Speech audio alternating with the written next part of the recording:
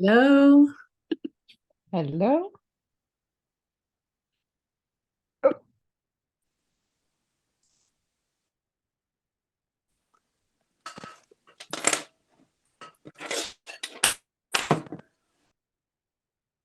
So good to see everyone.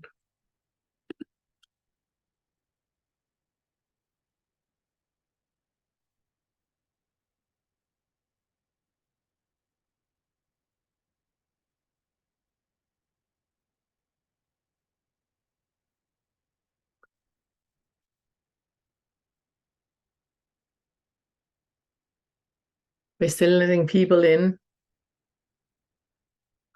So good to see all of you.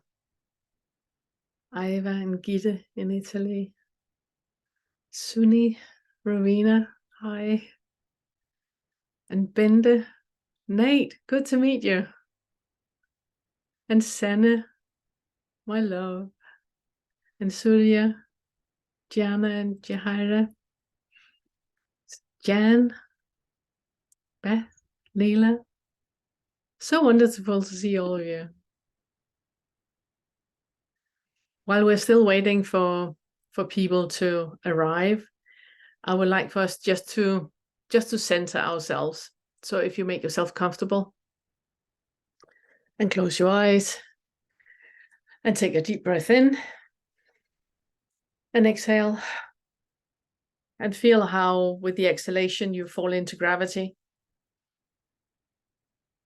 and exhale and feel that the body is getting more and more heavy and your awareness is in the body. And I would like for you to feel your feet, make contact with your feet and your ankles and your knees and your hips. And then I would like for you to do a Kegel while you do an inhalation. Have the focus up your spine, up to the top of the head, and exhale when you release the Kegel. So you have a full awareness on the body from the inside. And while you sit here, bring your focus out to everything in front of the body and behind the body and to the right side of the body and to the left side of the body and below you and above you. And just sit here for a second and feel into how it feels to be in the body right now.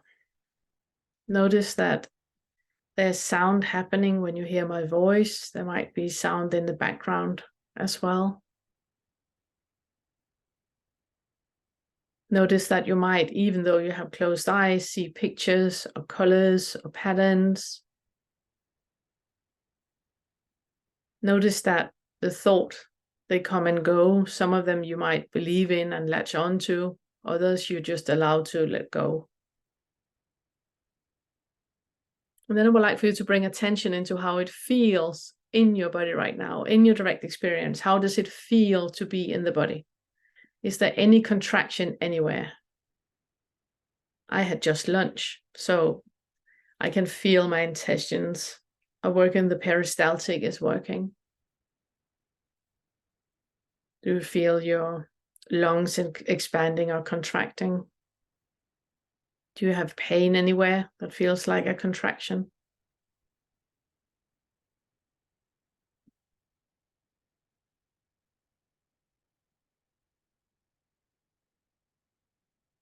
How it feels to be in your body right now, in your direct experience. That's a very, very subjective experience. For some of you, you might have pain. For others of you, you have no pain. Some of you focus on the sound in the background that the rest of us can't hear. Some of you might have visuals, pictures of the past or something you need to do in the future. None of us are aware of it. It's only you that know that.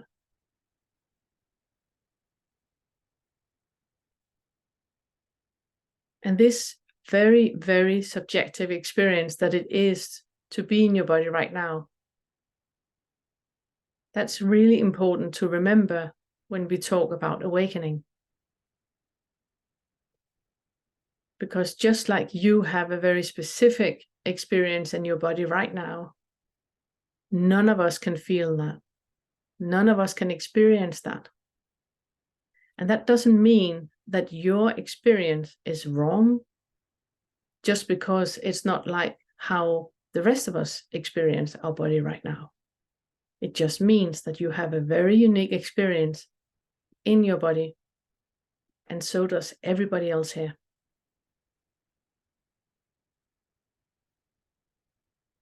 Okay, make contact with your shoulders and your neck, your face, and the sockets of your eyes, so you're relaxing the muscles in the eyes. Make a deep inhalation. Exhale, open your eyes and shake your body if you need to. And before we start with all the questions, I just want to circle back to what I was just pointing at. There was something that Todd and I we have talked about this week, that it's such a myth how the awakening is supposed to be. If you haven't had any experience about seeing through self and that falling away, and you being in the world where you were completely equanimous, and where everything that other people said or experienced, if they were angry at you, you were just completely calm in that.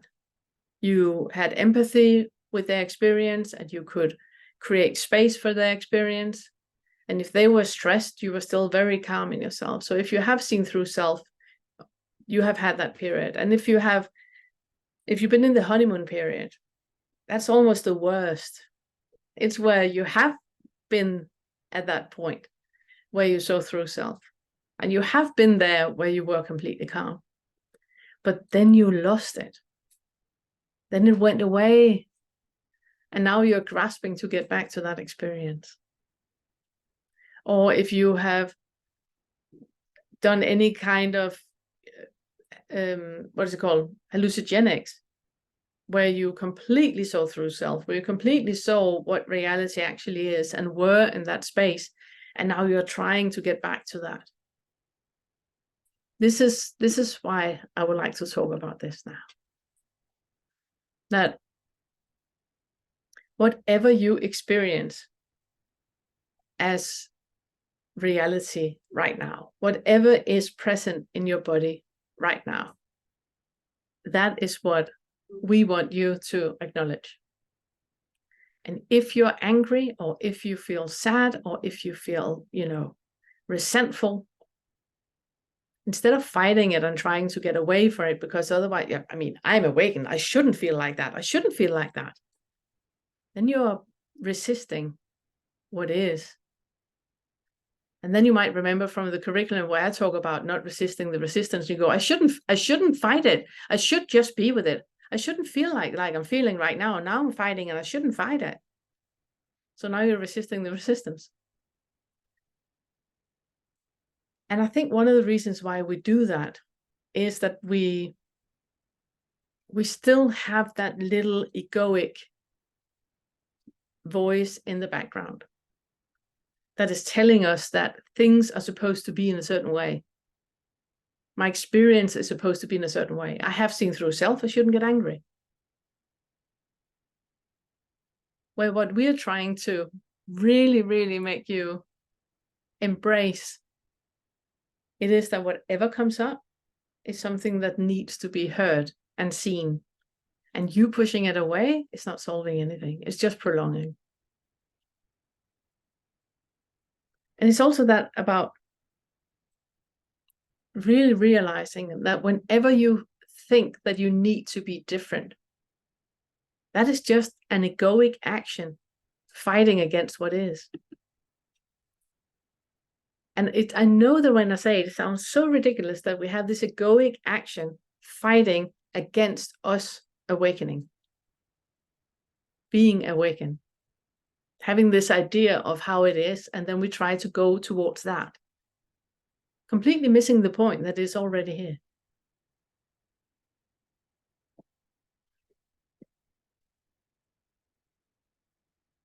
So it's very much about, Todd, he calls it feeling into that felt sense of separation, that whenever we have something that we don't want, then there's a sense of separation in us, and we don't want to feel that. So we do everything we can to go the opposite direction. And that is not allowing and acknowledging what actually is and what actually needs to be heard.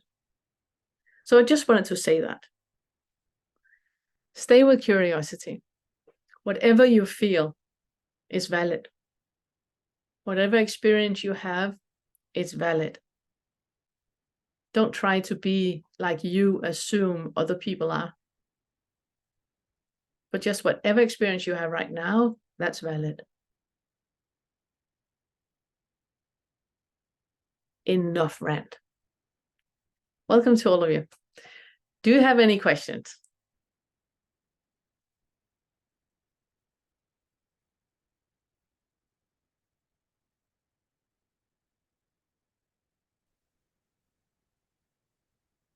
Yeah, Nate? I hesitate to ask this question because you're going to think, oh my God, Nate didn't hear a word I just said. But I got a long history of depression. It's much better this past decade, but I'll still go into these, what I would call a bad mood. I try not to label the mood, but I was in one yesterday. I was with my grandkids. And, I'd like to feel light and easy and play with them, but really I just like them to leave me alone. So I'm at a point where I can notice, and often when I'm upset, I can find a sensation, and then I can open to that. But with the mood, I just cannot find any sensation. But I can find the belief, which is, I don't want this. Yeah. This is wrong. And that's like the opening. So, okay, you believe this is wrong. Why is it wrong? Well, because I should be a better grandpa. And if my daughter comes home and I put the kids in front of a screen, well, now I'm going to be ashamed. And so it's this fear. Yeah, so there's a shame thing. I'm like, I shouldn't be like that. I'm ashamed of someone in my life. So then I open to that. It doesn't go away. No, no. But a couple hours later, it was gone, and I had a beautiful day. I was really connected with my daughter. We talked late into the night. So even though, I was totally screwed, it ended up being fine. But it does just like, I want this to go, Jesus, get off of me. Yeah. I can't be. If I may ask you some questions about it, because I'm just curious to it. What is it that you don't want? What is it you think will happen if it just is as it is and you allow it to be there? What will happen? But then I won't play with the grandkids. People won't want to be around me. Then I can extrapolate that on out to probably where it came. I'll be alone. I'll be isolated. I'll be abandoned. And there's something wrong with me, And you're gonna be eaten by cats. Yeah, that entire story. Yeah, end up alone and be eaten by cats. Yes. Yeah. And there's shame. Yeah. There's shame of it. I can laugh at it now, but it's not funny when it's It's not funny when you're at it. No, I completely get that. When you are in there and you say that you can't play with the kids, because you did anyway, didn't you? Later. So when I went through the motions. Pardon? I went through the motions for a couple hours. Yeah. And what happens when you go through the emotions? When I go through the motions with the kids, No. When you're in the emotion where you can feel like this is not how it should be, what happens there? I want to sit down and I feel like isolating myself. I'm not fun to be with. Okay. Just right now.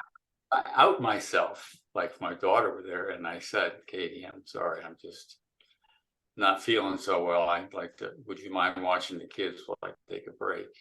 The times I've done that, people are way more understanding than I expected. Yeah, because it's about an authenticity, isn't it? It's about you. Sorry? It's about an authenticity. It's about you being authentic about what is alive right now, what is happening right now. Yeah. When you're in the situation, it's not helpful that you are fighting it. No. No, and it just prolongs. It just prolongs.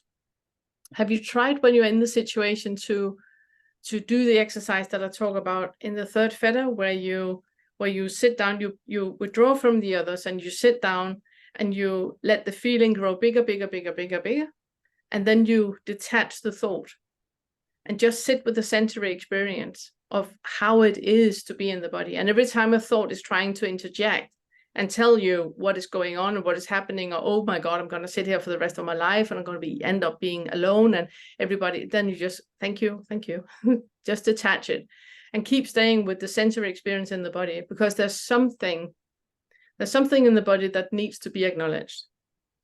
And what we can you make contact to it now? I'm in a great mood right now. Yeah, so is it difficult to make contact with how it felt yesterday? I can remember it pretty well. I can't quite touch it, but Okay. what you said in the introductory remarks, which I thought were wonderful, Yeah, was it was, oh, there's something here that wants, it's exactly. asking to be heard and held and expressed. Yeah. And what is happening when we put a label on the sensory experience that we have in the body is that we're actually diverting. Yes. Yeah. Yeah, that I know well. If I call this depression, I'm already in resistance. There you go. It's what Todd, what he calls convenient falsehoods, that whenever we put a label on something and divert with that, it's super convenient, because then we can sit and talk about depression from now on and until kingdom come. But if we detach that convenient falsehood and we just stay with the sensory experience, then the sensory experience of depression is not a static thing. It's not a one thing. It's moving about. And when you are with that movement, you will be reminded of something that you have conveniently, with the label, avoided to get in contact with. So if you're back to that situation where you have the feeling that I'm just not fun to be with. Right. I'm flat. You're flat. Yeah, exactly. That is a label. That's the convenient falsehood. That is what you say to divert from the sensory experience in your body when it's happening. Every single description you have to how it feels to be in the body when it's happening, that's a label. The sensory experience is something completely different. But we do that, we put a label on it to avoid feeling. All right, so this is something I do need help with. I cannot find a sensation. I've been looking for it for years. There's just like an absence of joy or happiness. But Joy I can't find anything in my body. No, but again, joy and happiness are labels as well. If you should describe joy to somebody that has never ever experienced it, you would use certain phrases. If you should describe joy, how would you describe it to somebody who has never experienced it? It's very energetic. It's outgoing. It's wanting. Well, I keep using it's wanting to do something. So how does it feel in the body?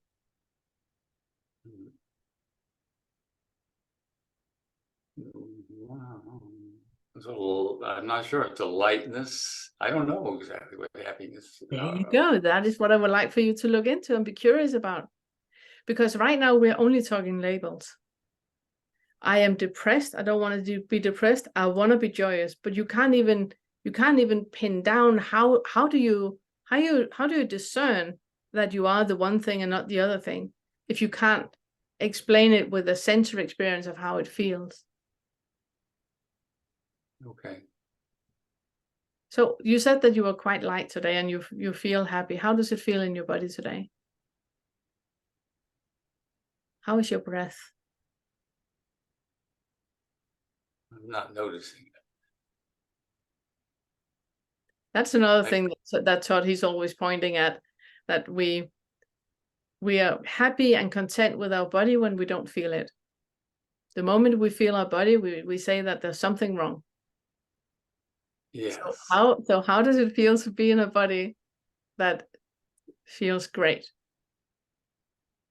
I mean, they're clearly very different, but I cannot describe how they're different. I would like for you to really, really, really get curious about that. Make notes. Really, really get curious into the sensory experience. How does it feel to be in your body right now? And I mean literally make notes, because this is the way that you're going to untangle what the depression is actually about. And it's all and it's also how you're gonna untangle how does it feel to be in a body that enjoys, like you said, that you had a really good conversation with your daughter. You know, how did that feel in the body? How did it feel in your stomach and in your jaws and your hands? And how did it feel to be in your body? How was your breath when you were in your body when you spoke with her? So how did it feel to be in a body in this meat suit? How did that feel to sit and talk with your daughter? So really, really notice and be curious. And you will see that there are lots of sensory experiences that are overlapping. For example, being in love feels very, very much like stage fright. If you're a musician, you know, those two are very, very overlapping. You have the clammy hands and the butterflies in the stomach. So there are some sensory experiences that are very, very overlapping. And sometimes the mind, in its interpretation of what is happening in the body, gets it wrong. So it believes I'm nervous, where, well, you might actually be in love, you know, because it's more or less the same thing. And it's the same with depression or with shame or with guilt or fear or anger, any of those. They are just convenient falsehoods. And seeing through those and really, really acknowledge that that is just a label we put on, so we have a direction of where we want to look.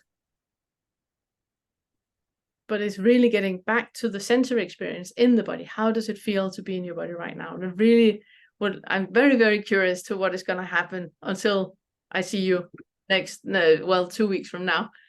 If you really notice and take notes about how is it to be Nate? How is it to be in the body, to have all these different experiences? And be curious to what is it that is changing. So when you are out going for a walk, you have a multitude of sensory experiences. What is it that is changing? And really, really looking into that.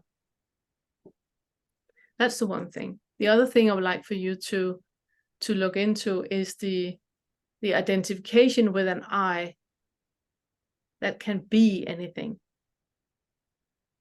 You know, look into the identification of a Nate that can be likable if he does all the things that we like, and that is very, very unlikable if he doesn't do all the things that we like. It creates a very small world. And I'm also very curious to your experience about that.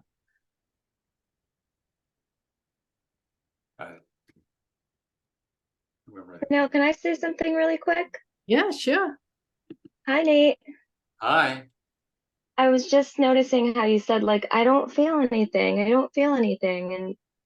And it just made me think, like, when I'm sitting with the sensations, like, maybe just start with, like, can I feel my heart beating? Like, can you sense what that sensation is like in your body? Can you feel your heart beating? Or can you like feel your breath? Can you feel your breath going in and out? Like just this subtle way to like tap into those subtle sensations might help with getting to just, if you're not feeling anything, like you have to really like slow down enough to get really curious and feel into it. Yeah. Thank you. Yeah. Thank you so much, Jahara. It's really, really useful. It's very useful to get a tool on how you slow down. So thank you for that. Thank you for that. Very, very useful. Thank you.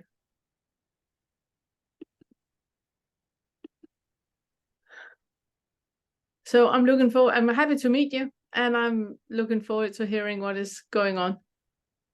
I'll let you know. Thank you. Thank you. I don't know the sequence, so I just take in the sequence that you are here. Hello, Iva. How are you? Good seeing you again. Yes, hi. Hi. I just realized I'm a little bit out. You what? Yeah, I mean, I was like sitting with this experience of mine, and my body said I need to stop and have a good food. Good idea. I mean, just some healthy food Yeah. to put inside. Okay. Because otherwise it won't be Go and okay get, for. yeah. I'm not going anywhere. Go and get some food and come back. Yeah, it's okay. Yeah. No, I will, yeah. It's just been a rough week because I started to work somewhere and then just reflecting all the time on all the things and so many emotion coming up and putting on everybody. So I just need rest and Yeah. good food and sleep for the weekend, I think. Yeah, and also look into, for example, like Nate was talking about now, that identification that is with a little I that needs to do and be something specific in the world for other people to condone and approve of you. That's really Yeah, interesting to look into. Really, really yeah, I interesting. know. Yeah. And there's a lot of shame around it. I Yeah. know. Yeah, Yeah. that's just yesterday I was listening to this video you posted, like from this girl who was talking, I don't know, the meeting before about shame. And she Yeah. was laughing so hard and I could feel some shame, but there is a very tense core of shame, like really strong in me. And it wants to hide. Yeah. It wants to hide, it doesn't want to be seen. Yeah. And yeah. Yeah, and then we do a lot of things to avoid feeling it, and I love and avoid other people to see it, what we think that they will see if we are authentic. Yeah. Yes, exactly. Yeah. Exactly. And all of that, it's just a thought. It's just a Yeah, thought. I know. It's It's just so hard when you're in the middle of conversation, and I'm so impulsive sometimes. I yeah. just like put things out very quickly, and then I ruminate on it because maybe I don't slow down enough to. Yeah, but that is also, I mean, that is just a normal trauma response, to be ahead of things. That's also why we go through conversations in our heads before we, pick up the phone or meet with other people. We practice what we want to say. That is just a trauma response because you know that the world is unsafe and you know that you are in danger. And that's why we do that, why we speak without thinking. Because we feel that we are as threatened as if there was an axe murderer after us, Yeah. So therefore we don't think. There's no time to think. But that is when it's really important to become curious about who is it, who is it, who is that thought in me that is telling me that I need to prepare, that I need to be careful, that I need to interrupt when other people are speaking. Who is it that is ruminating afterwards about what I didn't say or what I did do? Who is that thought, and who is that thought talking to? One thing is that the thought is coming up and saying you should have said that and you should have said that. Who is that talking, and who is that talking to? Okay. It's a complete mind fart. It's the mind, Yeah, I know. talking to itself, expecting itself to do different next time, as if you can control anything.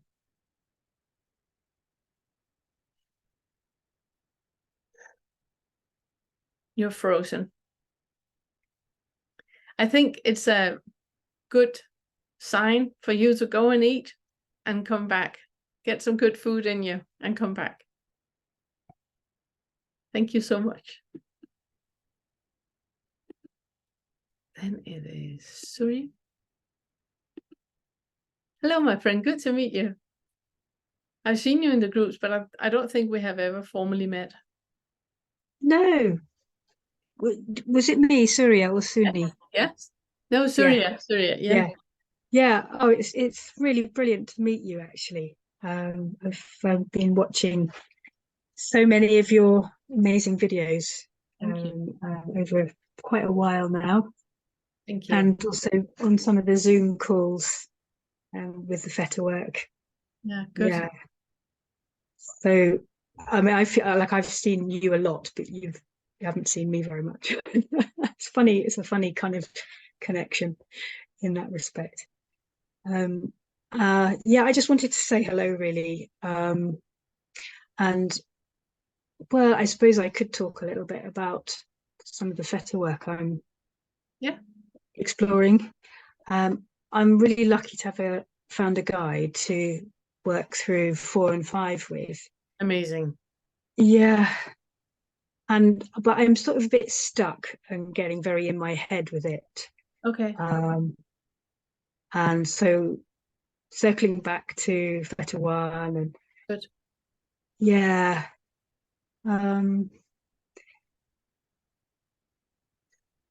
Yeah, it's a funny thing. I was sort of reflecting on what, if anything's changed, rather than sort of getting hung up in trying to find the gap.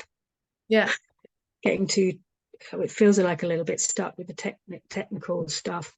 Yeah. Just like, has anything changed in terms of reactivity or and there's a little bit of a change.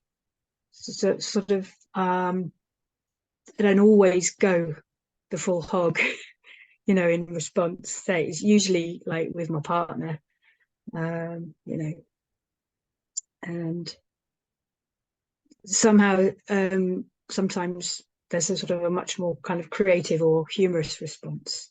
Yeah. So Exactly. yeah. May I ask you about that?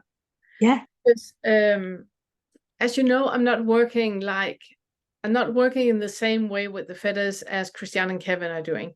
They have very much about that you go into the lab and work with 4 and 5, look into the gap, look into the craving and the aversion, the push-pull, and then you step out of it and go on with your life. They're also talking about having breaks and stuff like that. And it's not how I work with it at all. I'm very much about live it all the time. And then whenever you feel that there's identification happening, then instead of thinking that you are failing the 4th and the 5th, your partner says something, you react, and then you have a feeling that, oh my goodness, now I'm failing the 5th feta. I was supposed not to react. I was supposed to stay in the gap and look at it and all of that. Instead of looking at you being able to fail anything, then just see it as and reflect on the part that, okay, when my partner said that, I've reacted, which means that, like I just asked Iva about, who is reacting? Who is it then that is, you know, telling you that you are not where you're supposed to be, and who is that thing talking to? Because it's just thought. It's a mind fart. It's just thought. You just need to, in that situation, look into, go deeper with the fetters, go deeper into the first feta, into the identification. Who is identifying as an I? Because every time we react to something, we're defending something. Your partner says something, something somewhere feel attacked, and that's why we react. Who is that being react? Who is that reacting? And what is it that is being poked with? And who is being poked? Who is defending that being poked? It is still about identification. It's still that you believe that there is an I that can be hurt and offended. And that's where it just, instead of you feeling that you're failing, just, you know, strap on some more curiosity, you know, really, really, really be curious to what is actually happening right now. What is it that I'm afraid I'm going to become aware of? What is it I'm defending that I'm afraid that my partner is going to become aware of? Because there's something that you don't want to become aware of, and you don't want your partner to become aware of. And it's fear, anger, guilt, and shame. You can pick. You can also take all of them if you want to, but pick one of them. And then look into what is the underlying belief that I'm defending? What is the underlying belief that I'm trying to avoid the other person becoming aware of? I'm not okay as I am. My goodness, my partner is not allowed to find that out, is not allowed to see through that, because where will we be, you know? Do you have a specific example you would like to talk about with where you feel that the fifth fetter is challenged? This is the thing I find difficult, is to come up with the example. There's so many. But it usually is shame is usually the underlying thing. And I have recently managed to catch it a bit more and be with it, and rather than defend it. Yeah. That's great. I mean, there's something so simple in just feel it. Exactly, because the only thing, sorry. If I can catch it. Yeah. But yeah. Yeah, because the only thing that the shame is there for is to make you aware that there is something, there's an inside job that needs to be looked at. There's something that needs your compassion and your kindness and your love and experience in you that hasn't been met yet, that has been diverted from, and that you spend your entire life diverting from. And it's not even a one thing incident. Sometimes it is, and sometimes you can remember what it's about, and then you can heal it. But most times we never ever find out what it was about. But just when you're in the moment and you feel shameful and you have that, oh no, shame, then, like I said to Nate, just stay with it. Say to your partner, just a second, and close your eyes and breathe. Stay in that moment where you're not diverting from being shameful. You allow the entire world to be full of shame for everyone to see, and then detach the thought. You know, the convenient falsehood, like Todd calls it. Detach the thought and just stay in your sensory experience. How does it feel to be in a body that's full of shame? How does this feel right now? If you have contracted, I can hardly breathe. I feel I'm suffocating. I can feel tears coming up. Okay, can I be in a body that feels that I'm suffocating and tears are coming up? You might start to cry. You might, really gasp for air. Lots of things might happen. But all of those sensory experiences, they're not staying there. I think it's like 7 seconds or something like that. When we don't add another thought on it, oh my God, I'm having a heart attack. If you don't add any thoughts on it, but you just stay with it, it's going to, first of all, move about and be something else. Then it can be a shoulder pain. Why do I have a shoulder pain? Why do I have shame in my shoulder? This makes volleyball. Oh, right. And then you start to slowly untangle what it's about. But the only thing you need to do is just to stay with it. Allow it to be there, not divert in any way, but just allow it to be there. There's something that needs your compassion and love and kindness. And that we can do every time it happens. It's not something that we can flick on and off. We can be in the world with this all the time because it's there anyway.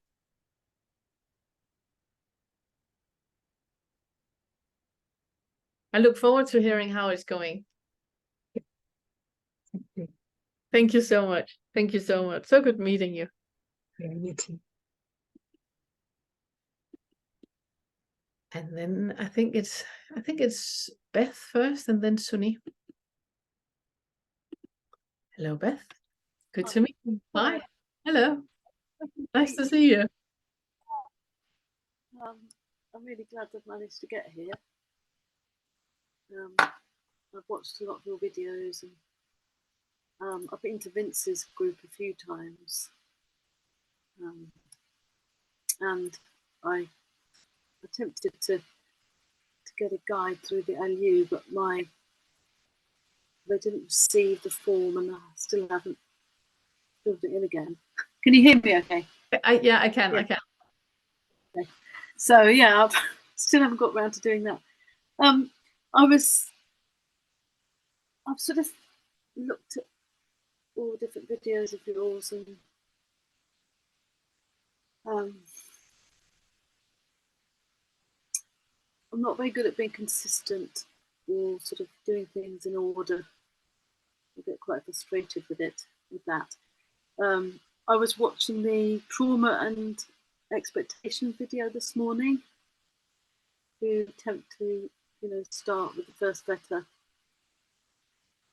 I was going to come on to this group call today, and I just wanted to ask you about trauma and expectation. And I was diagnosed with ADHD quite a long time ago now, but when I was an adult. And I just wondered if it's something that I need to accept and how to do that. What I might do when I'm feeling the symptoms of it. I'm just a bit confused, really, about medical diagnosis and Yeah. this whole path. Recently I've just felt like, well, I'm just going to give up. So may I ask you something? Yes. When you say that you would like help with accepting the ADHD, how do you expect that to look? How is that any different than what is right now? Well, what do I accept it? Or is it? Yeah, sorry, I'm not good at answering. Well, yeah, no, it's completely fine. If you have ADHD, and I don't know if you know, I'm autistic. I have Yes, Asperger's. yes. Yeah. One of the reasons I was drawn to your work. Yeah, yeah. So if instead of now pointing fingers at you, now we point the fingers at me. How does it look if I accept my autism? And how does it look if I don't accept my autism? I can tell you, this is how I look when I don't accept my autism, right? This is how I look when I accept my autism. There's no difference. I'm still autistic. You know, I can refuse. I'm in upstate New York, right? It's daytime. I can refuse that it's daytime. How is that influencing anything? It's still daytime. I can put on my pajamas, brush my teeth, and say it's now night. Doesn't change anything. The only thing it does is that I now have my pajamas on, have brushed my teeth, and I'm on my way to bed. It's the only thing that it changed. Doesn't change anything about the daytime. So there's not much you can do if your brain are wired in a way that gives you ADHD. There's not much you can do about that. It is how it is. I think I feel a lot of shame because, when I'm constantly wanting to do something else or I can't focus on a task, I just think, well, I can't do things properly. There you go. So when you say that you can't do things properly, do you see that you are in a comparison? Yeah, I'm aware of that as well. Yeah. So I'm sort of in the middle. Okay. So you're who are you comparing to?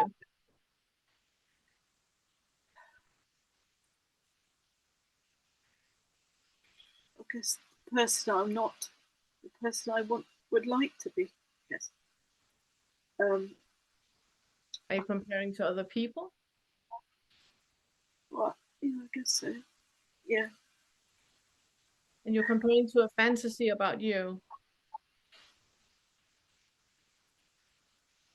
Mm.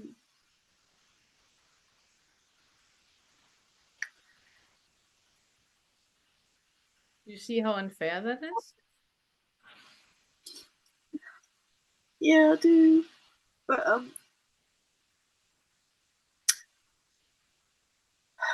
I guess I don't know how to manage it, and whether I've heard you talk about people being grounded enough to do the feta work. Well, maybe I'm not grounded enough. So now there's a certain type of people that can do feta work, and you're not one of them. Yeah, I guess that's what I believe.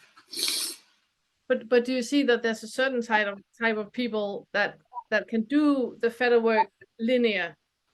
You're not one of them. And there's a certain kind of people that can do feta work the right way, and you're not one of them.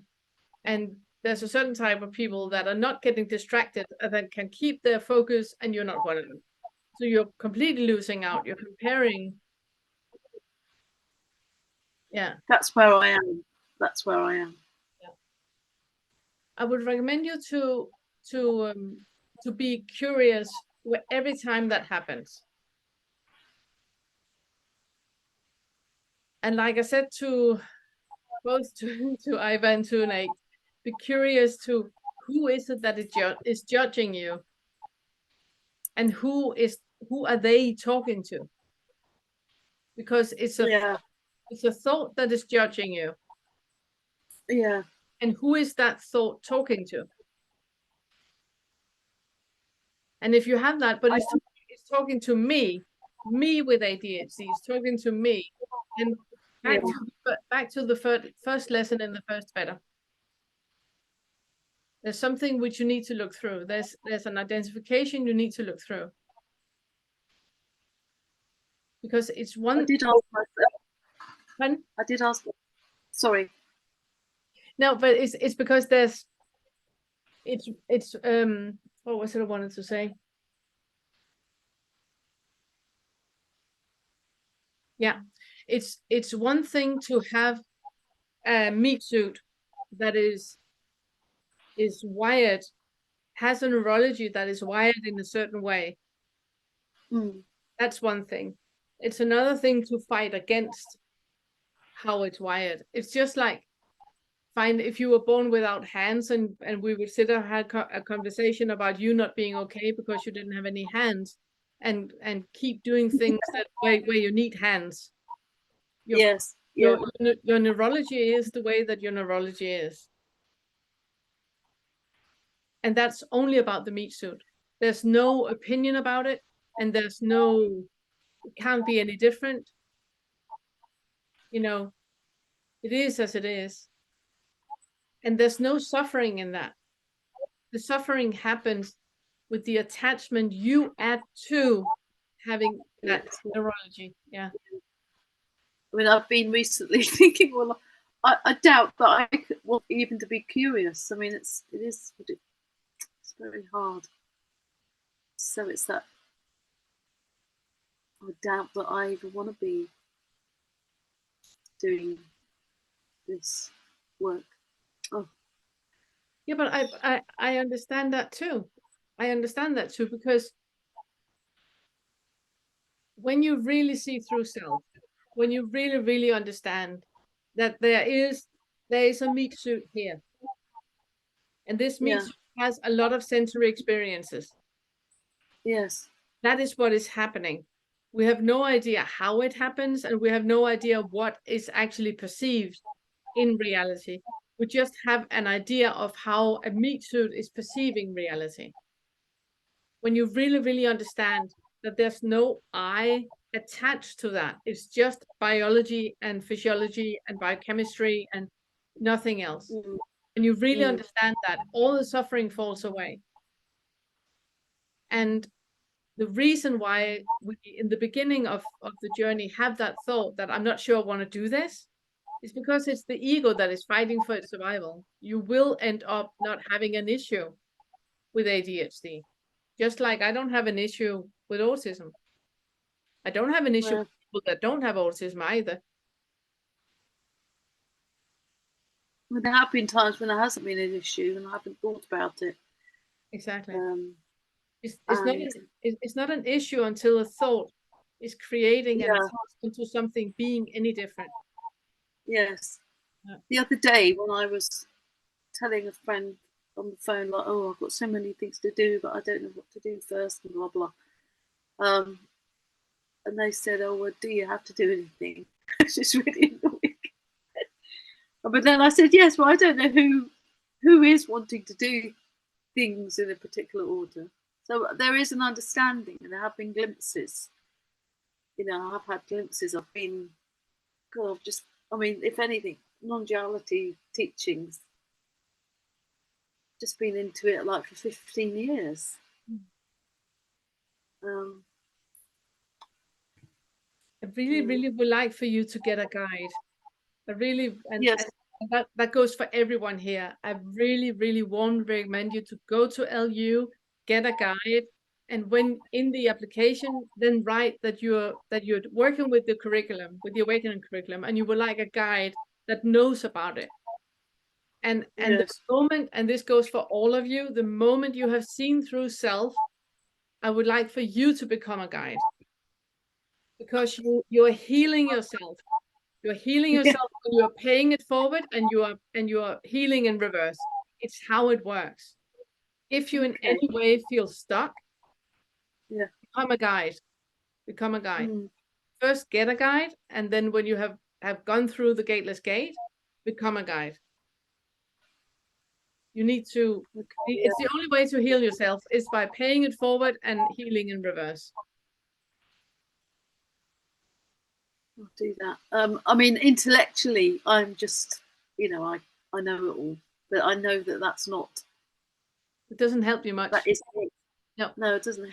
We can be ever, no, we can be ever so clever. And it's just like all of us that have a huge, have years and years and years of experience of meditation. We're so clever on the cushion, but we can still be a twat in traffic, And if that is the case, you haven't learned anything. It's when you take the wisdom off the cushion into the world. Yeah. I mean, I really appreciate this group, or your teachings in these groups, for containing my sort of perceived chaotic mind. Yes. Yeah. So thank you. Yeah. Get a guide. Get a guide. Yeah. Great. Thank you so much. Thank you. Thank you. I just want to say that again to everyone. If you haven't got a guide, go to LU and get a guide. When you apply for a guide, you write that you're doing the Awakening curriculum and you're looking for a guide that can help you by seeing through self and that knows about the Awakening curriculum.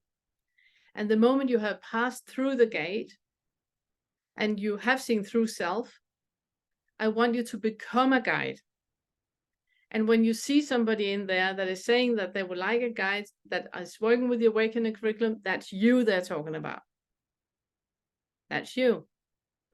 The only way that you can get this wisdom off the cushion and into real life, in your own life, it's by guiding other people. It's the only way. Otherwise, you will sit and be ever so clever on the cushion. By having questions by the real people that come to you and ask you, but Janice, she is the worst in the office place.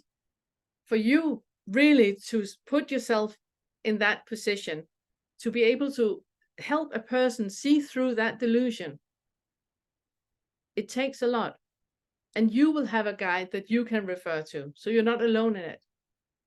It is absolutely crucial for your development, for your process. So even if you have seen through self, it's a 2-day process that you go to LU, you answer a lot of questions, and you get approval right away, and then you can become a guide. And it's the only way for you to really take this deeper. Really take, like I say, when you work with the first feather, you're not going back to the first feather, you're going deeper. And by becoming a guide, you're working with it deeper.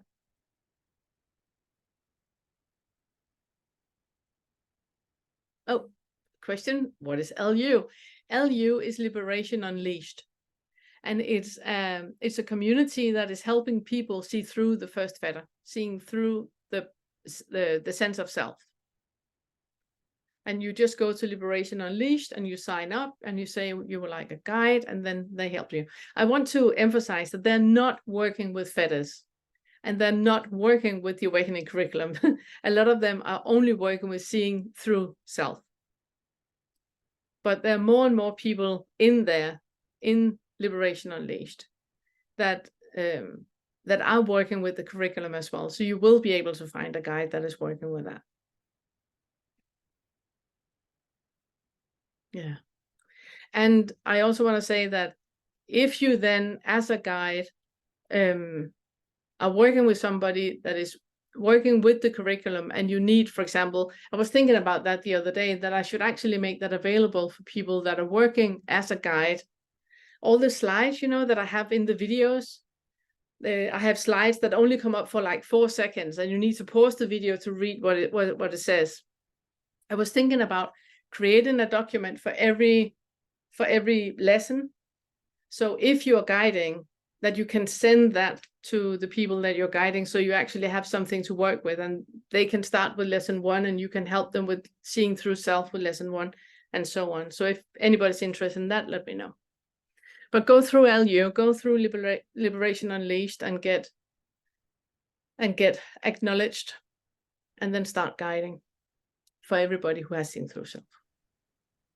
Okay, Suni. So good to see you. Let me just pin you, and let me just pin me. Yes. Hi. Hi. I've had a couple of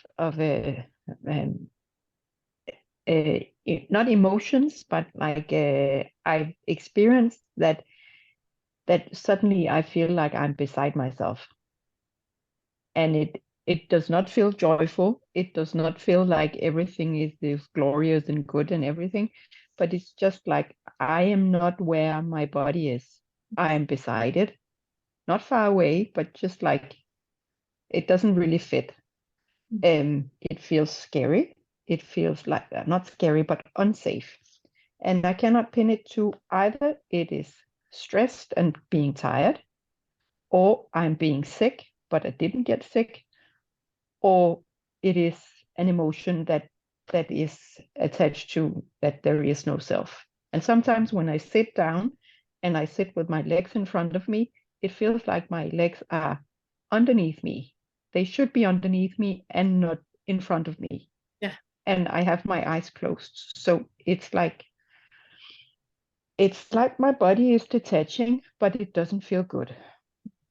Yeah. Yeah. Unsafe is a word. Yes. Have you tried to stay with that? Or are you nervous when it happens? I was riding a bike home, so it was like, yeah, it was a odd feeling, and on the other part I was just sitting and with my legs in front of me with my eyes closed, and then I stayed in it. Yeah. Yeah. Second thing first, when you were sitting with your eyes closed and your legs were in front of you, how did you know that your legs was in front of you? Because I had put them up on this little chair in front of me. But that is a thought. But my meat suit was in front of me. Yeah, but you if don't. I opened my eyes, Yes. my Yes. eyes would have seen the legs from the meat suit on the chair in front of me. And that's why it's funny, because if we had a quantum physicist in here, that person would be able to tell you that no, even the meat suit legs were not in front of you. But that is a different story. But the whole thing, and what I would like for you to really, really hone in on, is that when you have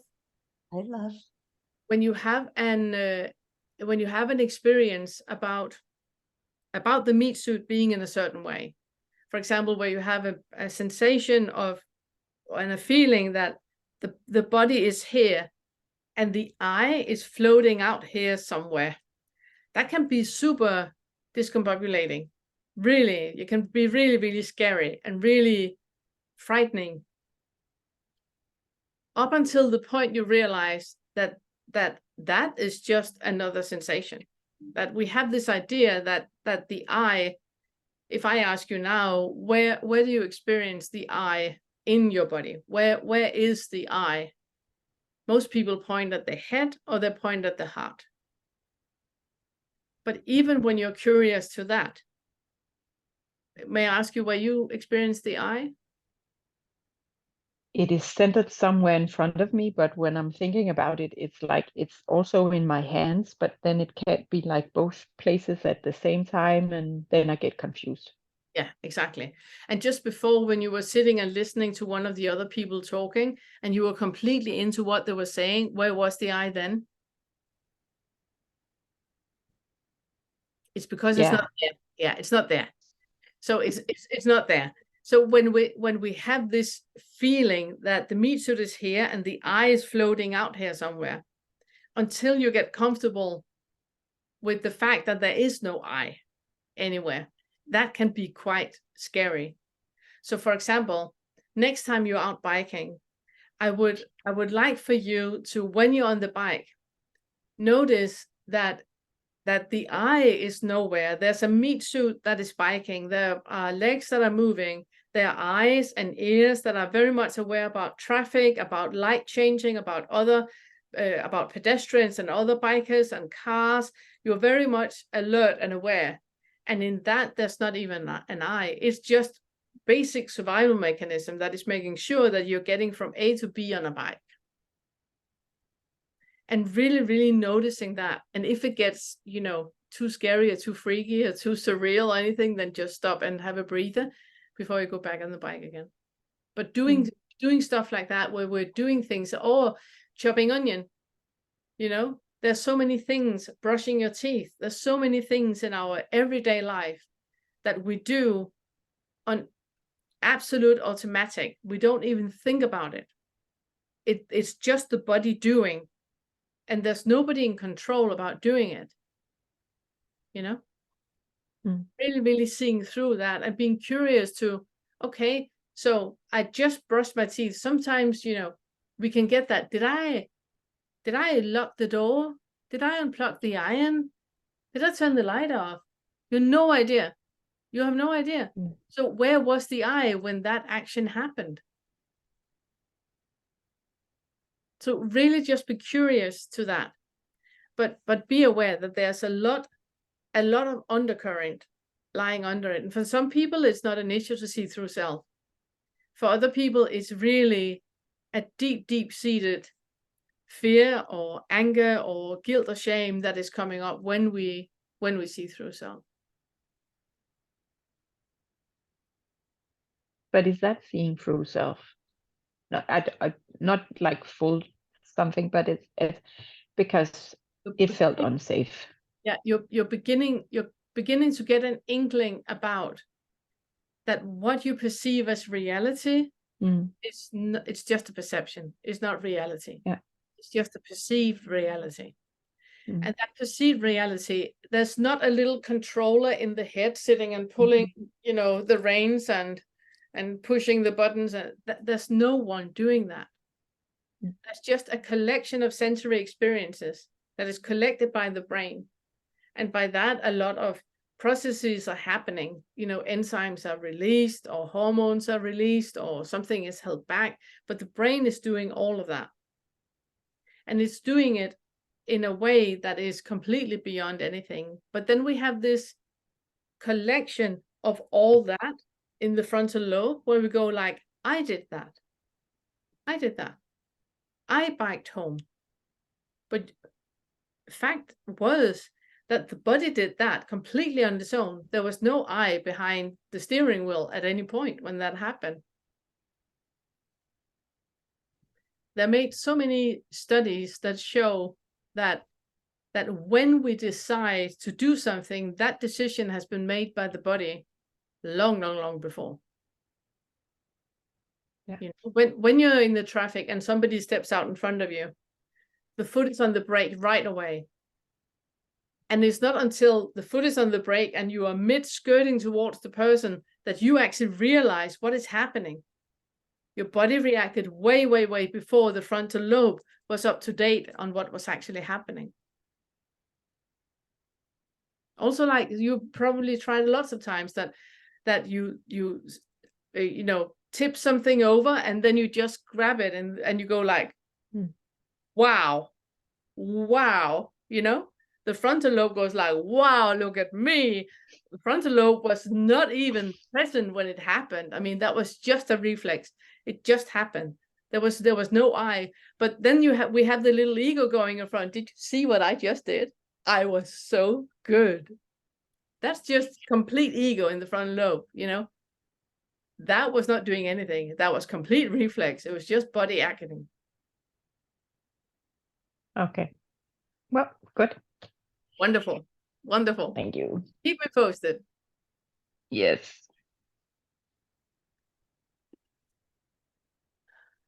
And it's Will. Just get you up here. Hello, Will. Hi, Hi, how good are to you? see you. Good to meet you. I wanted to put up my hand because I usually work on Fridays, so this is probably one of the few times that I'll actually be able to speak. So I don't really know where I'm at. I'm still probably at one with glimpses of the later ones for sure, I think. Yeah. No stability. I'm on. I have a guide for the last few weeks. I mentioned in the application feta work, but it hasn't come up yet in the. I'm not sure if my guide is into that, and I find the feta I find it a little overwhelming, like a lot of information, and I can check out on that. Yeah. You know. Yeah. Do that. You know. Do that. Well, I don't need to hear all that. I'm kind of here, but then I'm back here. Yep. No. It's I mean, the feathers is a great feast of identification if you really, really want to, and that's not the point. Yeah. It's just that there's one thing. There's identification happening, and that is what we're seeing through. The feathers are just 10 different ways that we identify. So when we have seen through the illusion of a separate self, then we move on to the identification with feelings and emotions. So when you work on the first, stay with that. Don't get into, you know, identification with feeling and emotions and all that yet. Don't start to juggle a lot of balls. There's no point. You will get there to eventually. At someday you're gonna see you're gonna be in a debate or discussion or something like that, or you're gonna react when you're driving your car or something like that, and you're gonna ask yourself, what just happened? Who was that? It's gonna happen all by itself. You don't need to work diligently on it. Just focus on where you're at right now. Do the work that that your guide is working with, so you see through self. That's the basic. And then take it from there. Go to Vince's group on Sundays. Come to the I've been listening to Vince, but I haven't gone yet. But hopefully this Sunday I can go. Yeah, but listening to it is fine. Just like with the inquiry group that we have on every other Tuesday and the Q&A that we have every other Friday, listen to it or attend if you can. And then just make it, you know, slowly. There's no rush at all. There's no rush at all. And the feathers. There is a rush. oh, tell me, what are we rushing for? I don't know. I know there's no rush. And I have, like, there has been a flip, as in something has flipped, but it's just there's no stability. Like I did an online retreat with Angelo a few months ago, and for the first time I really inquired into, like, in this 5 or 6 days, 5-day meditation, like, who am I? And so I got a felt sense of I got the sense of, like, there's nothing. There's nothing. I found nothing. And then I was able to go, and I can go into that now without even saying who am I. I feel it. And also Violet was doing the sound meditation thing in the night. And I got to a point where very fast with the sound, where my body would just disappear and there was just sound. Yes. There was sound. Yes. And that was huge for me. That was such a big deal. Yes. I'm Yes. walking down the street. I'm in Manhattan. I'm walking down the street and there's just sound. Yes. It didn't have to be, it didn't have to be chimes in the night. It was just whatever. But I keep going out. And then there was one other thing, and this was Vince, I think he was quoting, or I'm butchering what he said, but he was quoting somebody else or whatever. But he just said something a few weeks ago. He said, when I'm looking for my experience, why do I have to look in? Yeah. I can look out. Yes. And then suddenly, like, it's just space. Yes. So yeah. that was huge, because it's it's just space, and I'm not, like, I don't feel myself, and there's just space. Yes. And that's a big, so now, and when I'm able to tap in mostly is when I'm moving, actually, when I'm walking and when I'm on the bike, like, it feels like things are coming towards me more. Yes. So Yes. yeah. So there's no stability. And yeah, I have, it's the second time you're saying it, and I'm going to ask you about that, but go on. Okay. And the last thing I want to say is, I just want to say this, and this is where I'm at with with my guide, but like, what takes me out all the time, or most of the time, it seems, and I've known this anyway, is fantasy. Now, listen, we all have a story, and there's probably some childhood trauma, alcoholic house, blah blah blah. It doesn't matter, but the fantasy is usually of me wanting love, wanting attention, very childish kind of. It seems very childish. Yeah. And in real life, I push attention away, but in my fantasies, I want all this love. I want attention. I want to be like fantastic at things, and these fantasies are like, they feel good, and I keep going back and back and back. Okay. That's so two things. The first thing I would like to address is actually the second thing, the thing that you just said now, where you say that there might be childhood trauma, blah blah blah. If there's any childhood trauma, if there is, a little will sitting in there that needs compassion, love, and kindness, for him to be dismissed with a blah blah blah, that is so cruel and so dismissive.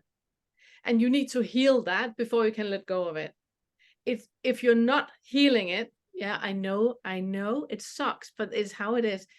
If you're not healing it, you're bypassing it, and it will come up.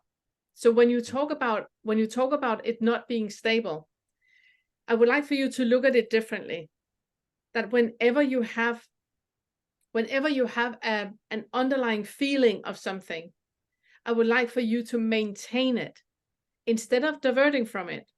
If you have a feeling of fear, anger, guilt, or shame, any of those, I would like for you to maintain it. Like I talked with the others about, make it bigger. Instead of dismissing it and pushing it away, allowing it to be there and see where it takes you. What is it you're so afraid of? Why is it dismissed as a blah, blah, blah? And you have to, I can push it away most times, but then it keeps coming back. It comes back because there's something that needs your attention. There's an insight that you need to have.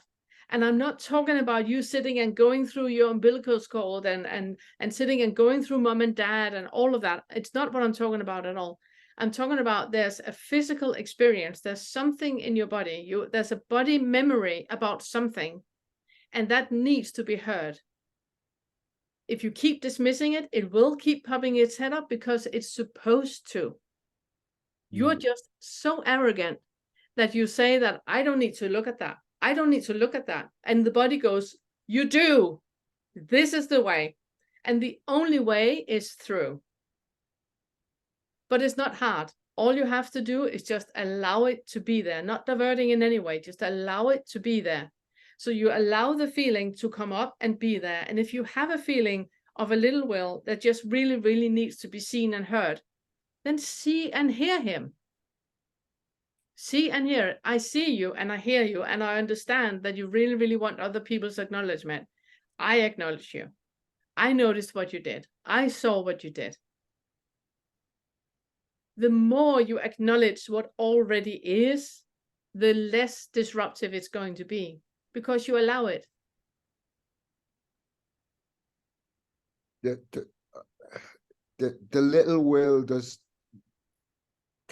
is it possible to leave the little will out of the equation if I can't get a visualization? Like a lot of my childhood, I don't remember, and it's very hard for me to go back. But I am like this week,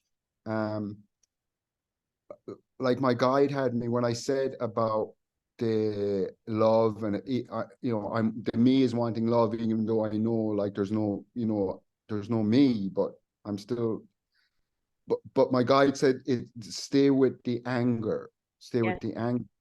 So, because I've noticed the last few weeks as well that I've just noticed like I want to act out on food and stuff like that. Diversion. I'm getting diversion even in other, like I never had an issue with food, and now I'm thinking about food all the time. Diversion. There's something that you believe to be that horrific that you need to divert. And what I'm saying is it's not, and you don't even need to remember what it's about. Okay. That's the beauty of it. You don't need to, you can have completely amnesia. You have no recollection of anything. You can always stay with your sensory experience right now. Okay, well, the good thing is here today, I felt a lot of anger this week, and I've been able to feel into it more. And today, like throughout this last hour and 15 minutes or so, like I've been able to stay most of the time, like there's a lot of heat in my belly and in my heart. And it's like, it's like a red, raw, not comfortable, but but bearable. And so I mean, I don't know if it's anger. It feels like it does. I mean, it feels like anger. There you go. That was the next thing I wanted to say. That under that where you have that heat and you have that happening, even under that, there's something I want you to be curious about, because anger is not a thing. There's something underneath. I can recommend you Todd Lent. He has a really, really good inquiry that is called An Exploration of Anger. There's a link to the inquiry. It's a meditation inquiry. And there's a link. If you look in the group, in all the posts I have made, and you scroll down, there's a link to it. Otherwise, I don't know, Leela, if you're here, could you make a link in the comment section? I'm doing it right now. Oh, you're wonderful. Right, you're wonderful. Leela, she's amazing. She's amazing. It's Unfettered Mindfulness on YouTube. Exactly. It's on the YouTube channel called Unfettered Mindfulness. And he has an exploration in anger where there are 4 different levels of anger, and he's going through the 3 first levels. And you can work with that over and over and over, and you're going to feel that very rigid reaction that we have is slowly going to soften up, and you're going to begin to see what is underneath. And when you said earlier on fear, anger, guilt, shame, so could shame or fear be underneath the anger, or is something underneath that as well? Even something underneath that, yeah. Okay. Yeah. But the label doesn't really matter. No. As soon as you have a thought about something, that is a diversion. That when you have a thought, I need to eat something, or you get a craving for something, that's a diversion. There's something that you need to stay with not do anything with, not have any kind of reaction or action or anything, but you just stay with it and feel, how does it feel to be in a body with this? And even if you don't know what it's about, just allow it to be there. Great. Can I just say one other thing then? You can say as many things as you want to. Okay. And another thing I'm noticing with my thought pattern, like I'm making conflicts in my mind. Like it's probably always happened, but I'm really noticing in the last couple of weeks, like I'm creating conflict with people at work, completely in the future, imaginary, 99.9% of it never happens. And I'm like, it's crazy. It's insane. I know. But I will challenge you on the idea that is something that has only happened recently. I think you have just become aware of it recently. Yeah. But it is crazy how much the mind and the thoughts are completely diverting us from what is actually happening right now. Yeah. But that for, I also want to say, for everybody else that does the same, that are creating scenarios and trying to secure the future with this argument that you have in your mind right now for when you're meeting Janice later on. When you're doing that, you're completely removing you from where you are right now. So what is it right now that you don't want to feel? Where in the body is it that is so horrendous to be that you need to go into the mind or into a thought future where you need to make yourself safe? What is it right now that is so horrific to stay with and to be with? Because whenever we go into the mind, we're either in the future about something in the future, or we are ruminating about something in the past. Thoughts are always about something, and it's never about now.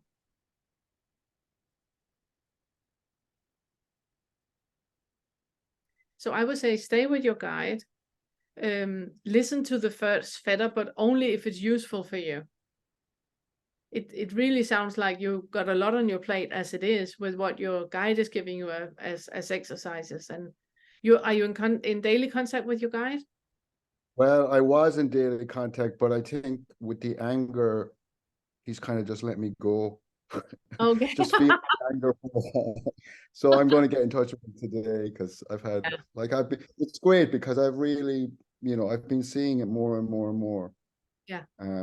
But to be also able to taste, a little bit of freedom as well. It's amazing, just a little bit of freedom and not letting go of control and oh my God, I feel just like I feel absolutely so fortunate to be on this path. I feel very, very, very blessed because I'm like I want this more than anything because it's just there's been so much suffering, It's just like fun. I'm just fun with this. It's nonstop, and it is how life is for the majority of people.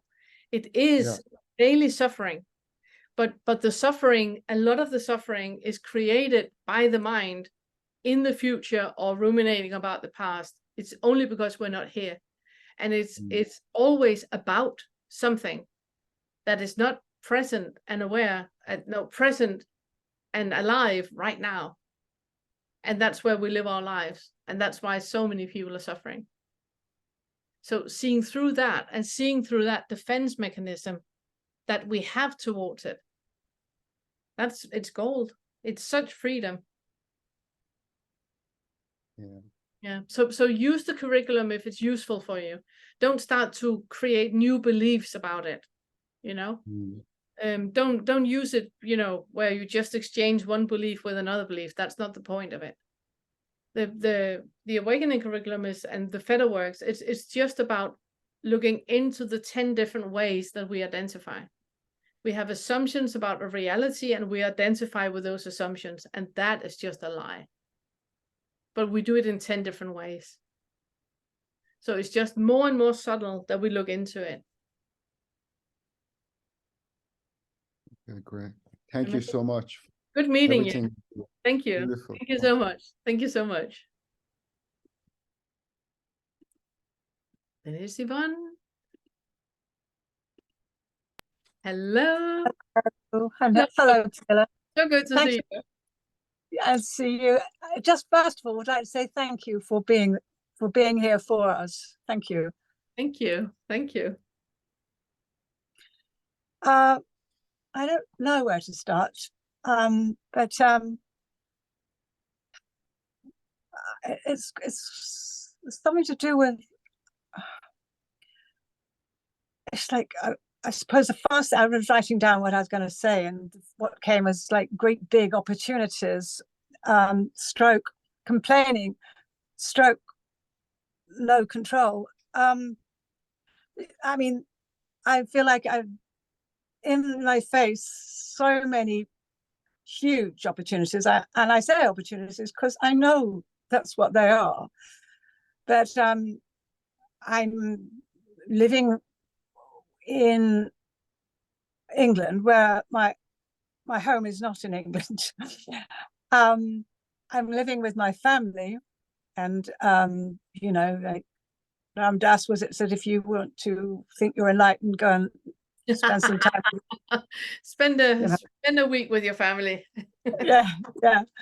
And I've been with my family for about a year now, since I had my TIA, my mini stroke, and then they discovered I got a heart problem. So I'm in someone else's house again. I'm always in someone else's house. I live at the bottom of the garden where my family is, because there's a little house stroke studio, which is where I put myself, so I have a bit of independence. But I feel like I'm always in someone else's house or agenda. Also, there's the big operation coming up, which is, I don't know when it is, because the National Health is on its knees, and it's a big operation where they're going to stop my heart and everything. So there's that coming at me, and my children and my grandchildren. It's like everything is coming at me, and yet I know that each of these things is just the most amazing opportunity. Every single thing is a fabulous opportunity, and so I get told I complain a lot, and I do, and yet then I feel ashamed, because I'm sort of I'm just ashamed, and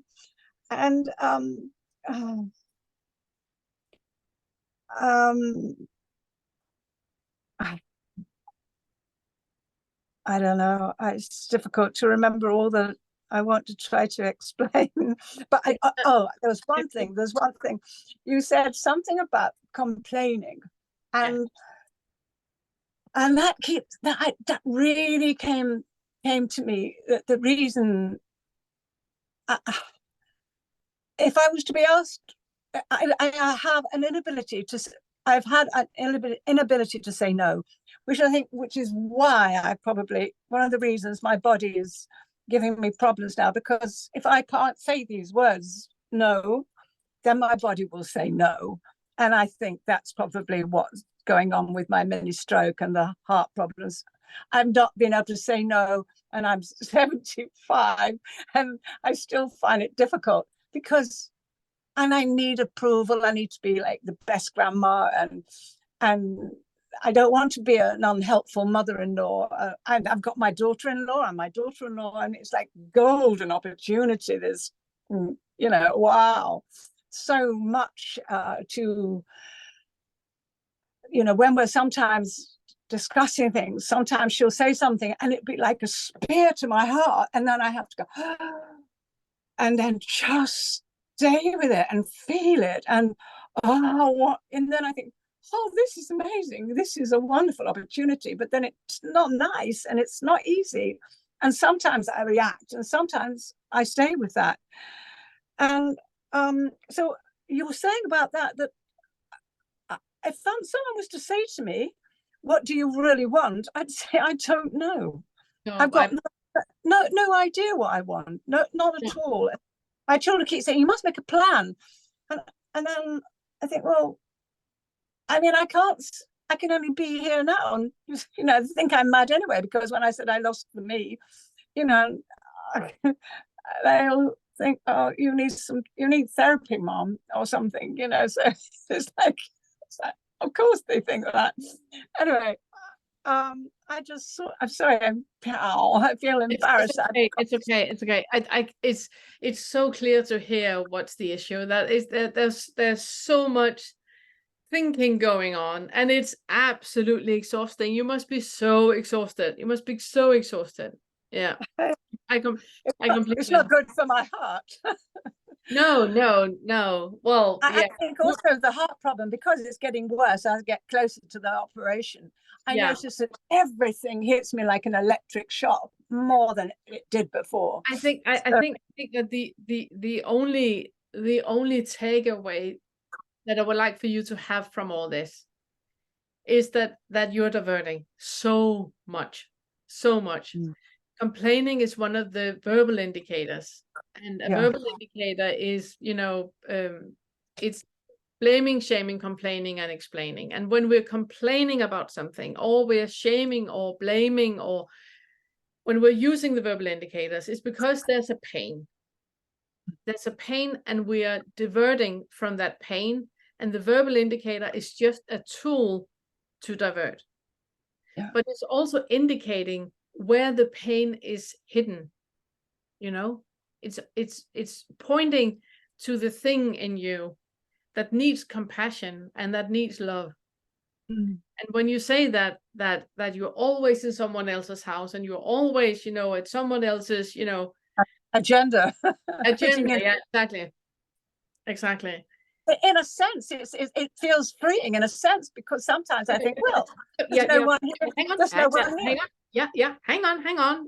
You're beautiful bypassing. I really acknowledge you for that. I would like for you just to calm down a little bit and just, you know, slow down. I'm too fast. I'm going too fast. Yep. But it's a diversion. It's a diversion, and I completely understand. I think the crux of it all is that you're going to have an operation, they're going to stop your heart, and you're scared shitless. Yeah. I completely think, oh, where will they do it? Will they saw down my breastbone? And I think, oh my God, hoping they'll go in here. And I think, oh, stop, you know, then I think, I just say, just come back, just be here. So, I mean, that's the opportunity. It's like almost these things are so big, it's the greatest opportunity. Yeah, again, beautiful bypassing. Again, do you see how you're leaving your own house all the time? You're leaving your own house all the time. Yes. Yeah. Because it's so painful to be in it right now. There's so much fear about the operation. There's so much. There's no home. I'm homeless. But make sure that you're home. I mean, home here. Home here. Exactly. And every time you divert with bypassing and saying it's completely fine, there's nobody here anyway, you're bypassing the pain, and you're bypassing that super vulnerable position that you're going to be in very, very shortly. You're completely vulnerable to the situation. It's completely out of your hands. You have to trust people that are opening you up, stopping your heart. You have to have so much trust. If you have trust issues in your life, this is the ultimate test for you. Okay. And I understand, completely understand why you're bypassing and diverting and deflecting and all the time, because you're so scared. I understand. I truly understand. Yes. Stay here. Stay here. Can you be in a body that's scared? Yeah, I am in a body that's scared. Can you be in a body where you feel helpless? Yeah, I am in a body that feels helpless. Yeah. And then just stay with that as long as you need to stay with it. And cry all you need to cry, and feel all you need to feel. At some point, you will be ready to detach the thought.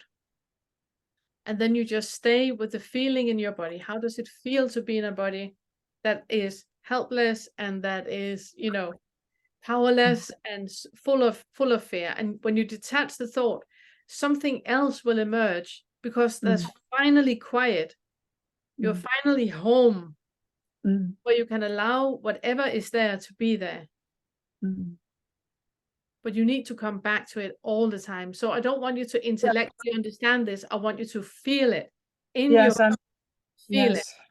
Yes. Because you're really, really good at, you have completely understood it cerebrally, and you have understood it intellectually, and you understand all of it, and you can see all of it.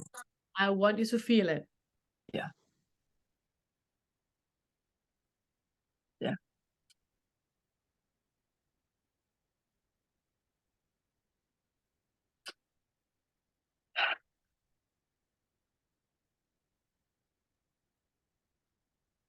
When you hear yourself complaining, know that there's underlying pain that you're trying to divert from, and have compassion and love and kindness towards that part of you that is so scared and that is trying to divert from that pain.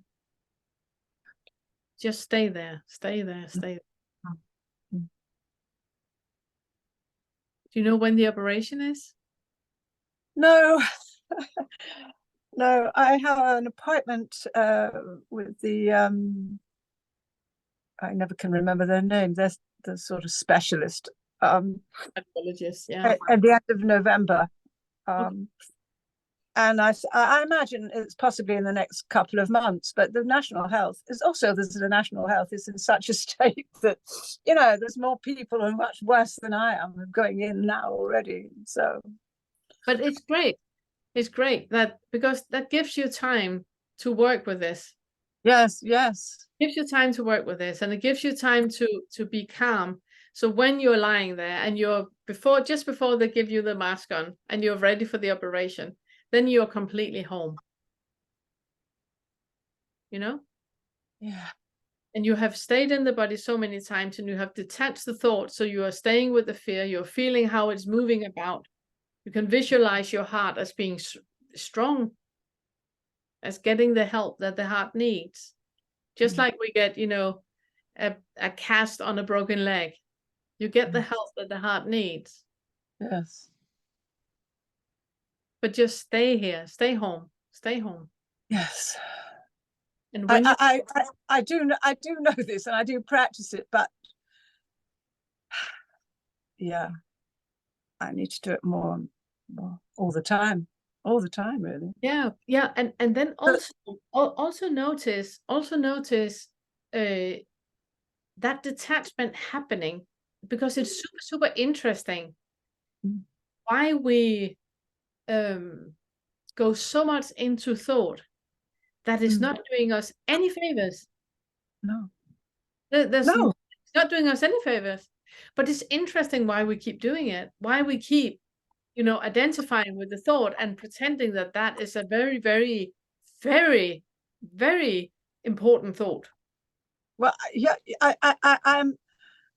I'm constantly annoyed with my mind for these bloody thoughts.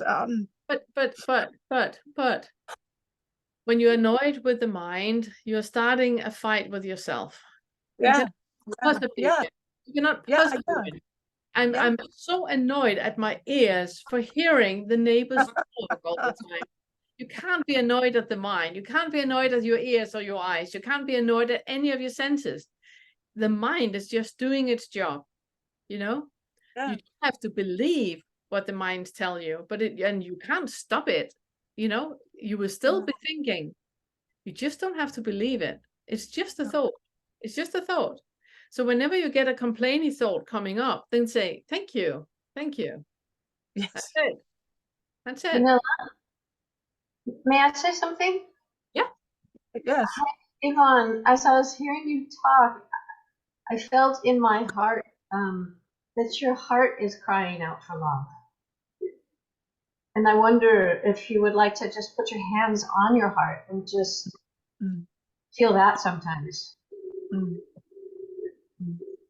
I do. When I sleep at night, I'm constantly have my hands on my heart, and I just imagine going straight through the body and just healing. Yeah.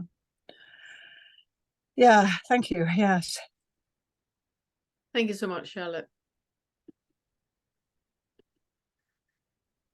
So be curious also to the mind, Yeah.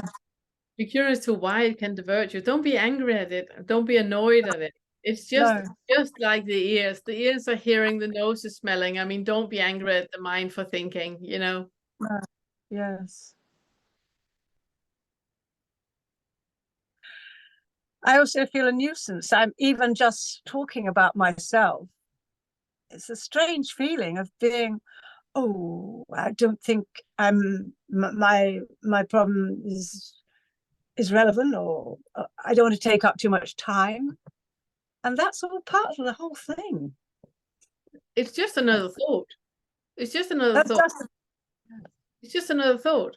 So everybody who was speaking before you, they had interesting things to say, whereas as you, Yvonne, on the other hand, oh my goodness, she's taking up time. It's a thought. It's just thought. It's just a thought. There's no truth in thought. You can't use your thought for anything unless it tells you not to step outside of a bus or go into an unmarked white van. You can't use your thoughts for anything. You only use your head to look good. That's it.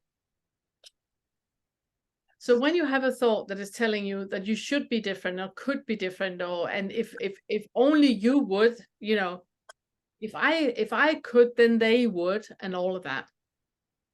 When you have thoughts like that, then say, thank you for the contribution. My nose is smelling, my eyes are seeing, my thoughts are thinking.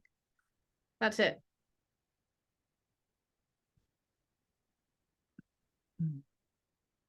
Beautiful. Thank you. Thank you. Thank you, Pernilla. Thank you. Oh.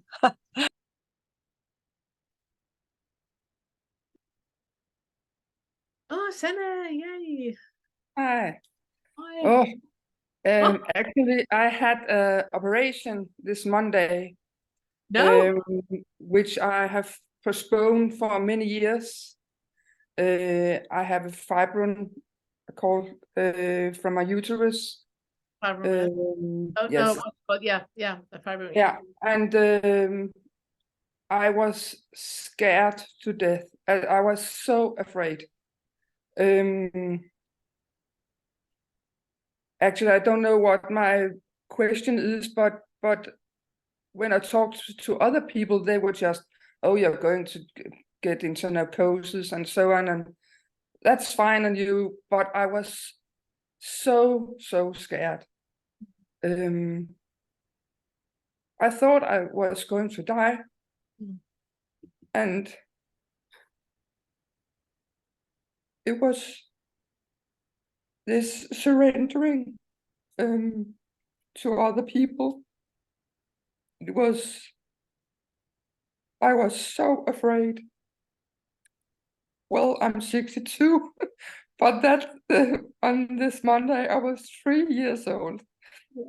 And I told them, and they were very kind and hugged me and so on. Yes, and actually I survived. I'm sitting here, but yeah, I don't know what my question is actually, but I can yeah. I have a question. Yes. If when you look back to it, do you see how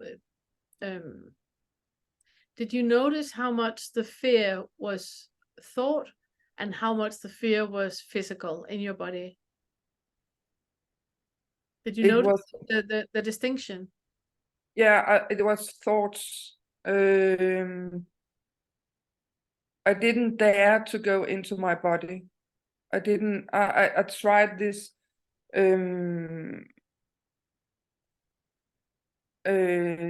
The same morning, I heard where you are just satisfied with everything that is. And I tried that to say, okay, it's okay, but it wasn't. That was just a stupid audio by a stupid person that Yes. says everything is stupid. This curriculum. Yeah. To mind myself, I heard a lot of beautiful music and looked at a picture of a sunrise I took the same morning, just to calm myself, but I was so scared. Okay, so what happened in the moment when you listen to the audio where I'm talking about that everything is okay, that nothing needs to change and nothing needs to happen, and you have the yes, everything is not okay, everything needs to change, that everything needs to happen, this is not okay. In that moment, when it happens again, because surely it will happen again, I would like for you to zoom in a little bit closer. I don't understand what you're saying. Right now, what needs to be different right now? In this moment? This moment, right now. Nothing. So what needed to be different then?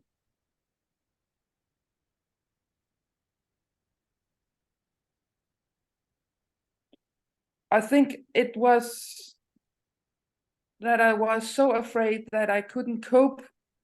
You couldn't be in a body that was that afraid. No. Yeah. So the question would be, can you be in a body that's this afraid? And the answer would be no. Right?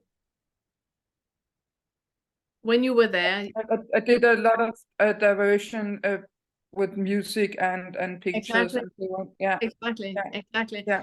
So the question would have been, can I be in a body that's this afraid? And your answer would have been, no, I can't. I'm diverting all the time. I can't be in a body. Okay. Can you be in a situation that you can't deal with? Can you be in a situation where you can't be in a body?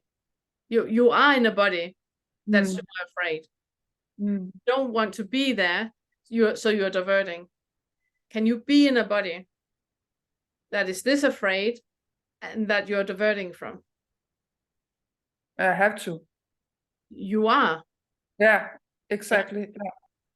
So there's a difference in being in a body that is super afraid and you don't want to be afraid, and you are aware right now, I'm so afraid that I'm diverting with music. There's a difference with that. And then saying, I'm not afraid, I'm not looking at it, I don't want to be with it, I'm listening to music. There's a difference. That was a bit what Will was talking about with his anger. Where there's a difference in being with the anger, not where you react with anger, but where you're just in a body right now that has so much anger that you can hardly be in the body with it. Can you be in a body with this much anger? No, I can't. Okay, can you be in a body that is this angry and you can't be with it? Yes, that I can. In that there lies an opening for accepting what already is. Because in this moment right now, it's already past. You know, you don't have to be with the fear, or in Will's case, with the anger forever. Just have to be with it right now. That moment is not past. Can you be with it right now? That moment is now past. Can you be with it right now? That moment is past. Before you even realize that, yes, I can be with this, or no, I can't be with this, it's already past. You need to ask the question again. Already past. You need to ask it again. So before you're even aware that you actually are in a body with this much fear, it has already passed, and you need to ask the question again. And that is what makes it possible. Okay. Because reality is already gone. Remember here a long time ago when I started to say a sentence, reality is, that's already gone again. Okay, remember when I said reality, that's already gone again. And it's the same with the fear. It's here, moment is gone. I'm still here. Here's the fear, already gone. New moment, full of fear, already gone. New moment, full of fear. When you allow that to happen, then you also notice that there's a label that's saying fear. And there's something happening in the body that is not connected with the label. So when you detach that label, you start to notice what is actually happening in the body. There's clammy hands, there's shaking, there's slight nausea, there's feeling of suffocation, can't feel my feet. Okay, can I be in a body right now that is slight suffocation? I can't feel my feet. There's clammy hands, there's raised pulse. Okay, I can now feel my feet. Can I be in a body where I can now feel my feet? A slight suffocation, slight nausea. Okay, I'm not suffocating anymore. I'm nauseated. Now I have a headache. Okay, can I be in a body with a headache, slight suffocation? It moves all the time. And it moves quicker that you can put a label on it. That's why we're always suggesting remove the label, because the label is diminishing the experience. You're minimizing what you're actually experiencing, and you're not really experiencing when you're sitting and reading a label where it says fear. Fear, fear, fear, fear, fear, fear, fear. What is happening in the body is something completely different. And that you can stay with because it's changing all the time. Just like Will talked about with the anger. That he can stay with, because if he removes the label about anger, there's no throwing with chairs, there's no cussing at other people, because before he even does that, the sensation in the body has changed. It moves so quickly.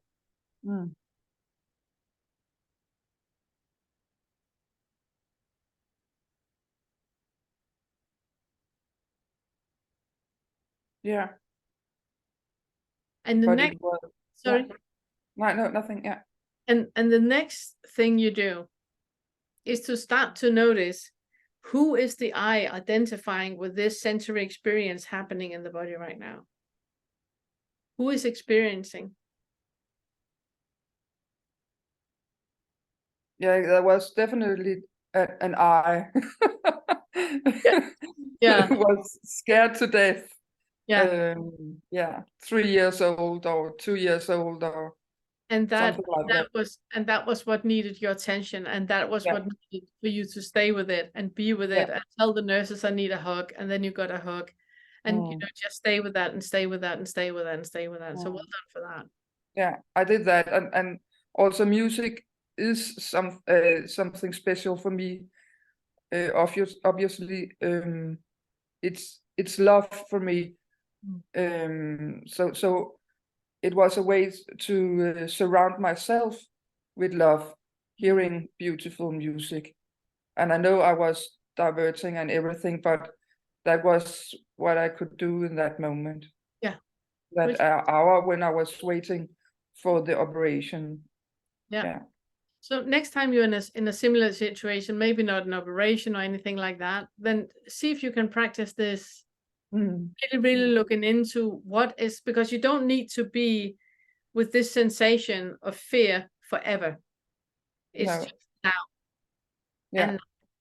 And keep pushing the reboot button. So everything is new, and you really feel into what is happening. Reboot, what is happening? Reboot, what is happening? And that you can stay with. Yeah. Well, that is, fear is my underlying belief of everything. So it makes sense. Yeah. Yeah. Yeah. Thank you. Jeg elsker dig så meget. Lige måde. Så dejligt at se dig. Lige måde. Ja.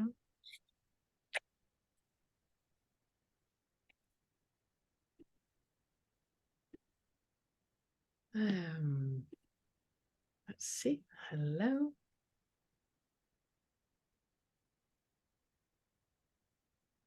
Oh, sorry, Leela. My goodness.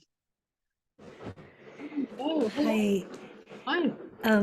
I seemed like I needed to raise my hand to get over the fear and aversion of raising my hand. And as you were talking to Sana, all the fear started arising in me. And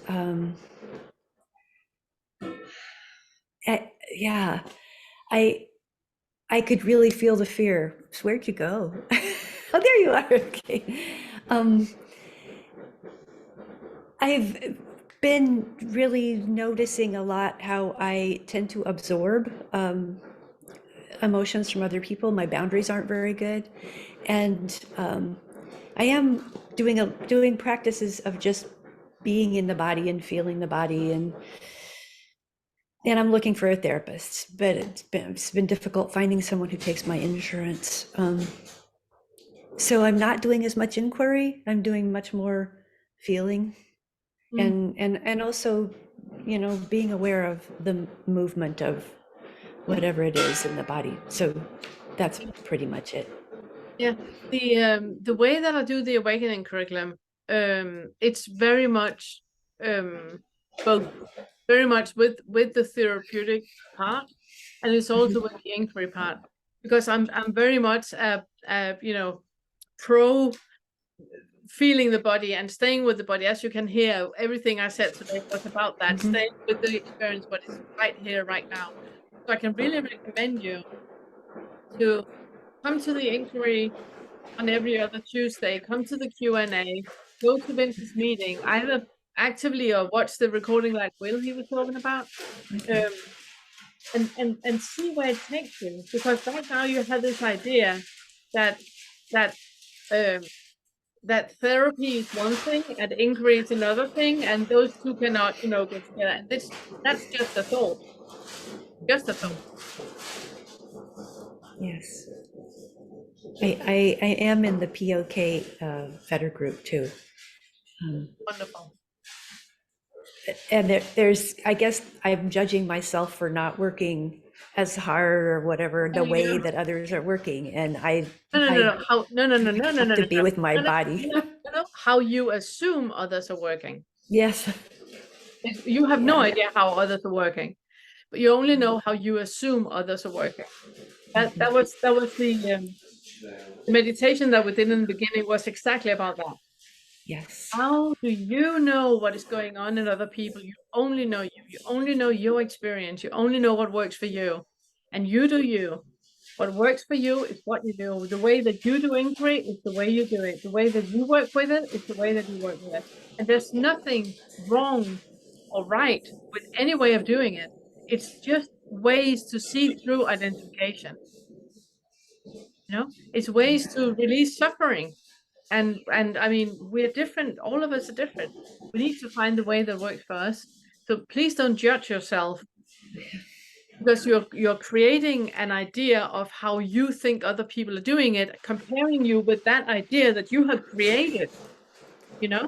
It's completely mind fuck.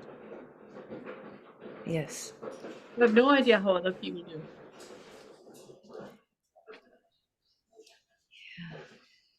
Hi, Leela.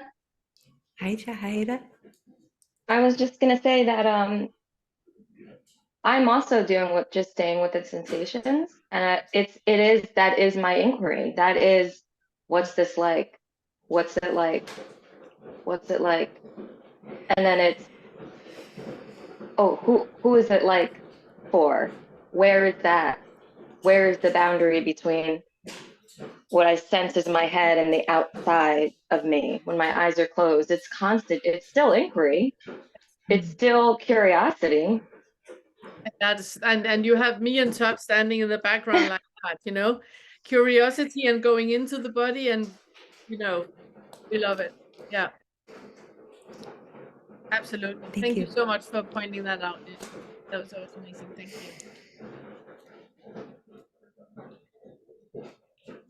And thank you, everybody. And Jahida, last time you spoke, I was sitting there going, yeah. Same thing going on here. Yeah. It's so much. Yeah. It's so much that, like yesterday, something happened where I had a disagreement with my husband, and I was so worked up about it. And I sat down and I closed my eyes and I just was like, what's it like? What's it like? What's it like? And the stories wanted to pull me and the thoughts wanted to tell me. And then I just, what's it like? It's a clenching here. Like it's it's a tightness, it's a skipping of the breath. And then I was able, the longer I was able to do it, the less like now, okay, now I don't need to fight. When I open my eyes, oh, okay, I don't have this pull to fight him or defend. It's just like that needed to just be felt. Yes.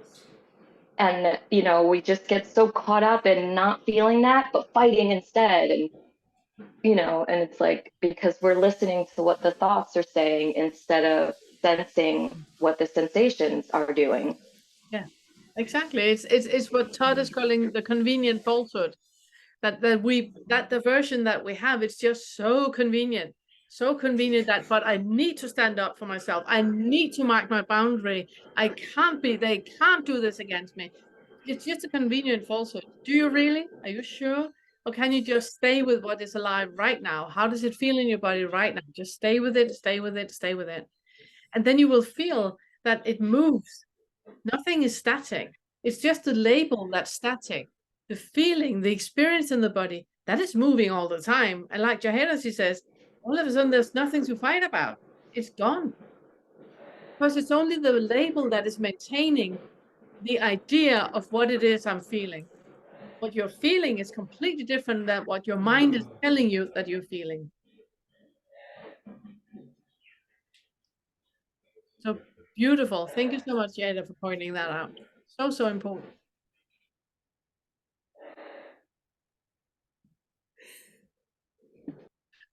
Thank you.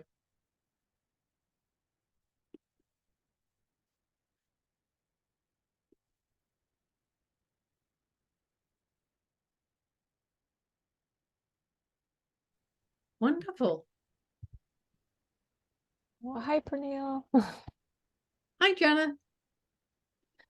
It's nice to meet you. I went through the gate on LU, and whenever you had that sort of call to, if you've been through the gate, then you can guide as well.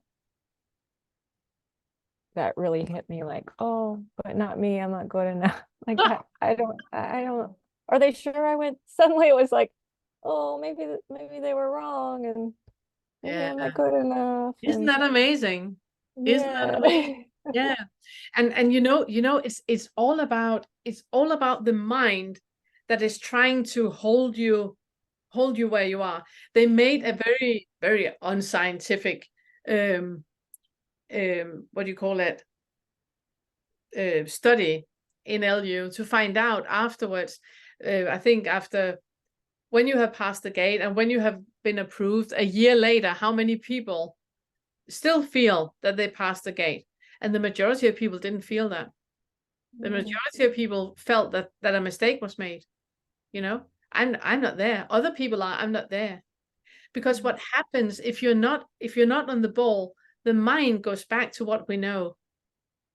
And that's why it's so important to really, really see, okay, I'm going to be a guide. I'm going to attend Vince's meeting so I hear how he does it. I'm going to be at the inquiry so you hear how me and Todd does it. I'm going to be at the Q&A so you hear how I'm doing it. And you're going to be on the ball. And when you feel ready, then say in LU, look out for some people that are here. There might already be one here now that would like to be guided by you. Yeah, and it really felt like being like that, like what you said, like, oh, this is really a strategy to be small and stay. It is exactly. It's a super clever strategy of the ego. It's such a clever ruse. But it's also, if you have you ever been to any of Vince's meetings? I go, yes. Yeah, he's wonderful. He's just sitting in his car, you know, and he's just allowing people to be who they are, say the things they need to say. And then he's calling other people out to give an advice to that person. What would you say? He has the overview. He knows what direction we're going, but he's allowing whatever is happening to happen. That is beautiful. It's really, really beautiful. And what I would recommend you, I obviously want you to become a guide, as you can hear. What I would recommend you to do is really, really question who is it that is telling you that you can't be a guide, and who is that I talking to? It's a thought, you know, that is talking to the thinker, but the thinker is a thought too. So it's just thought farts, you know, nothing more. Yeah, because at the same time, it felt in my body like, oh, to be a guy, like it felt had a kind of an expansive feeling, and then there was like, boom, not you. Yeah. So obviously, my next question is, how many times in your life have you experienced that? That's what came up too. Like, Yeah. oh, there it is again. Again. Yeah. So it's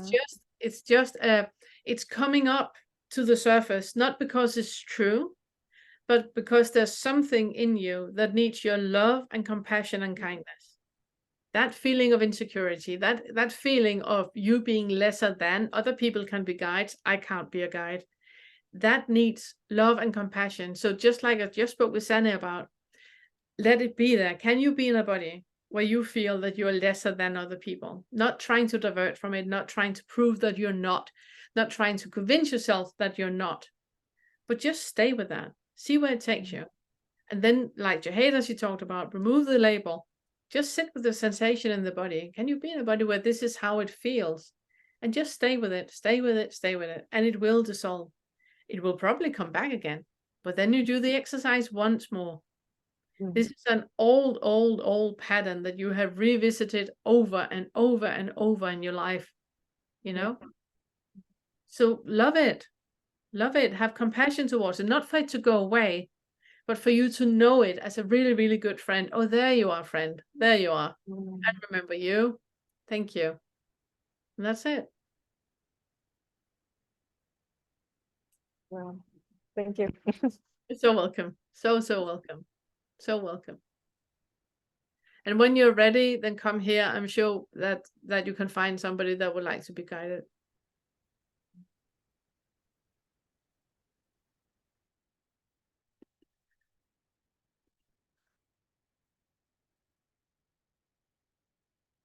Love it so much. Is there anything else? I have a question. Yes. I joined LU 5, 6, 7 years ago, maybe. And I was at it for a few weeks, thought it was going well, but then felt like a miscommunication and disconnect with my guide. And yes, maybe a language difficulty, but he said, well, you're just not trying hard enough. And I think I could my time better with someone else.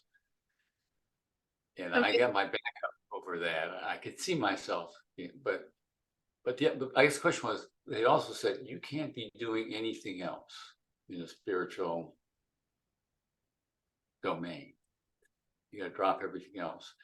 I have a Buddhist temple that I love, and I'm a big supporter. I do a lot of work there, and I text with friends, and so there are a number of things I do, and I didn't want to drop them all.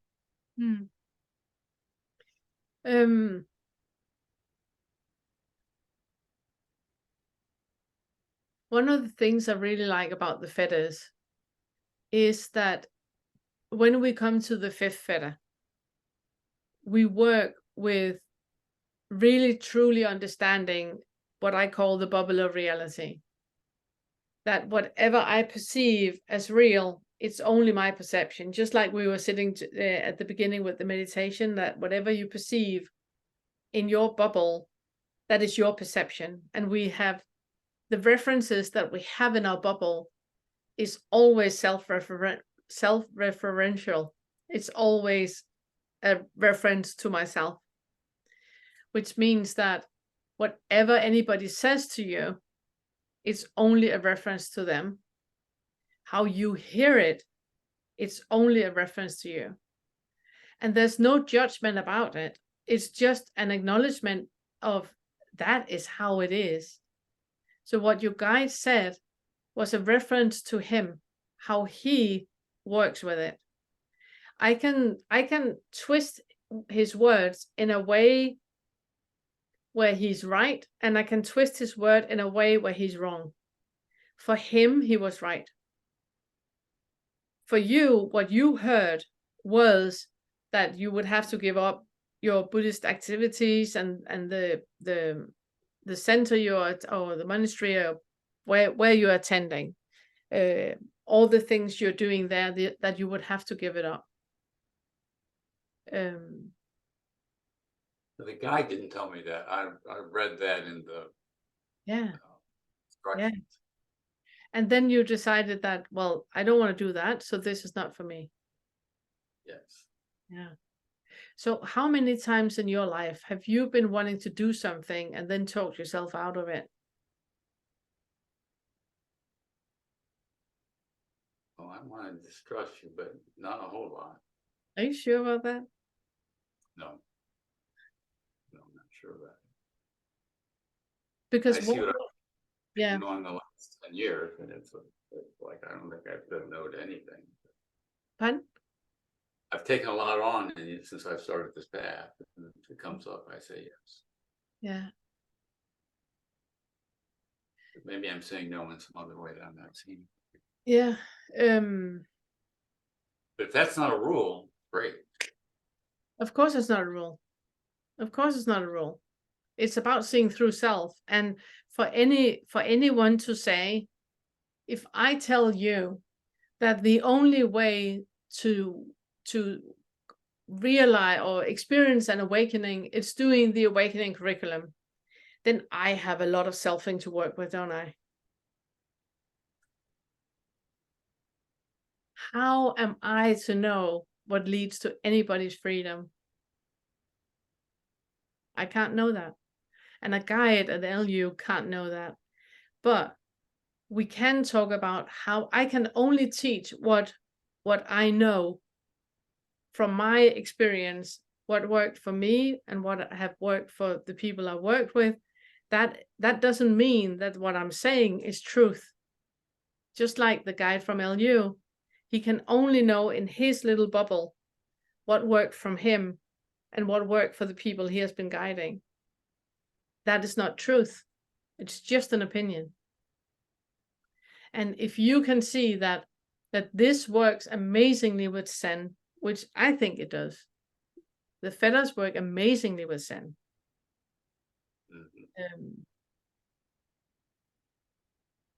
Because Zen is also very much about questioning everything. Really have a very humble attitude towards every single experience you have and question everything. And that is what the feathers is about. Like Jaheda talked about, going back into the body and ask yourself, what do you actually experience right now?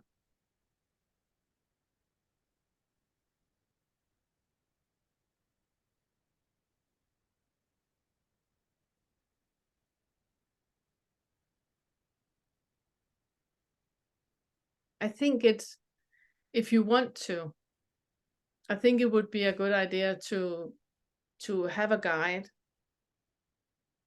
But I think that for everyone, because we need someone we can turn to. There are not many people in our lives we can talk to about these things and about these experiences. Most people will be gaslighting. You know, if you say, I feel so much frustration about what is happening at my work. There are not many people that will ask you, how does that frustration feel in your body right now, in your direct experience? How does that actually feel? Is there any connection between that frustration and what you actually feel in your body? You haven't got many people in your life that will ask you that. And that's why it's a good idea to have a guide, or to come to Vince's meetings, or come here, or come to the inquiry group. It's just to get used to that those are the questions that you can keep asking yourself. Also, when nobody in your family or your friends or your proximity is asking that, there are, as you can see here, lots of people that are asking those questions. And it's just to know that you're not alone with that, and making the inquiries that you're not alone in that.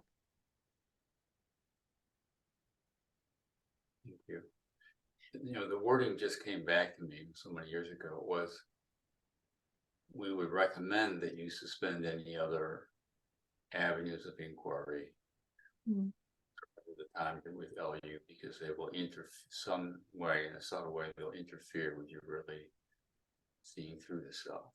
Yeah. I don't obviously don't agree. I obviously don't agree. I think that who am I to know what is your path to freedom? How would I know? You know, and I will be here to support every single experience you have. That's wonderful.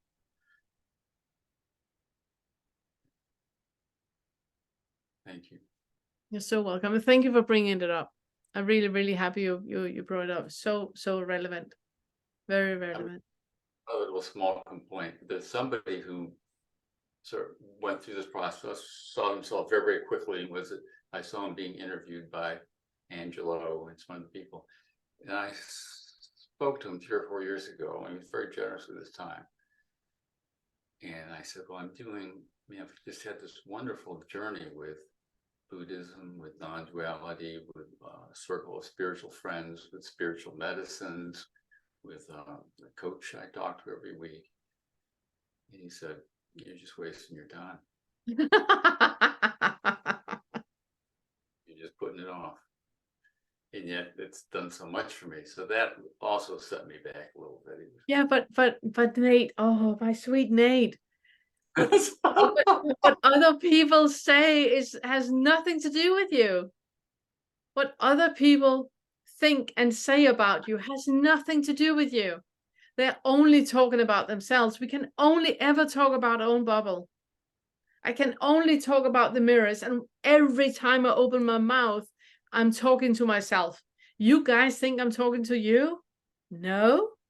I'm sitting and saying the most important thing for me to know, to be aware of, to remember. That's why the first thing I did was talking about something that has been very important for me. And that's the part about not judging how we perceive awakening. Super, super important to me. That's what I'm talking about. I'm just sitting and airing out my bubble. That's it. Off you go. That's what I see. Here you go. This is my bubble. What you are experiencing, it's valid. If you feel that that is helpful, I meditate. I feel that's helpful. That's why I do. I know a lot of people don't. It's got nothing to do with me. Well, that was very helpful. Good. I'm happy. Carrying with me for 6 years. Yeah. So it's really important also be curious to why another person's opinion can deter you from your experience. That's important. That is really important to look into.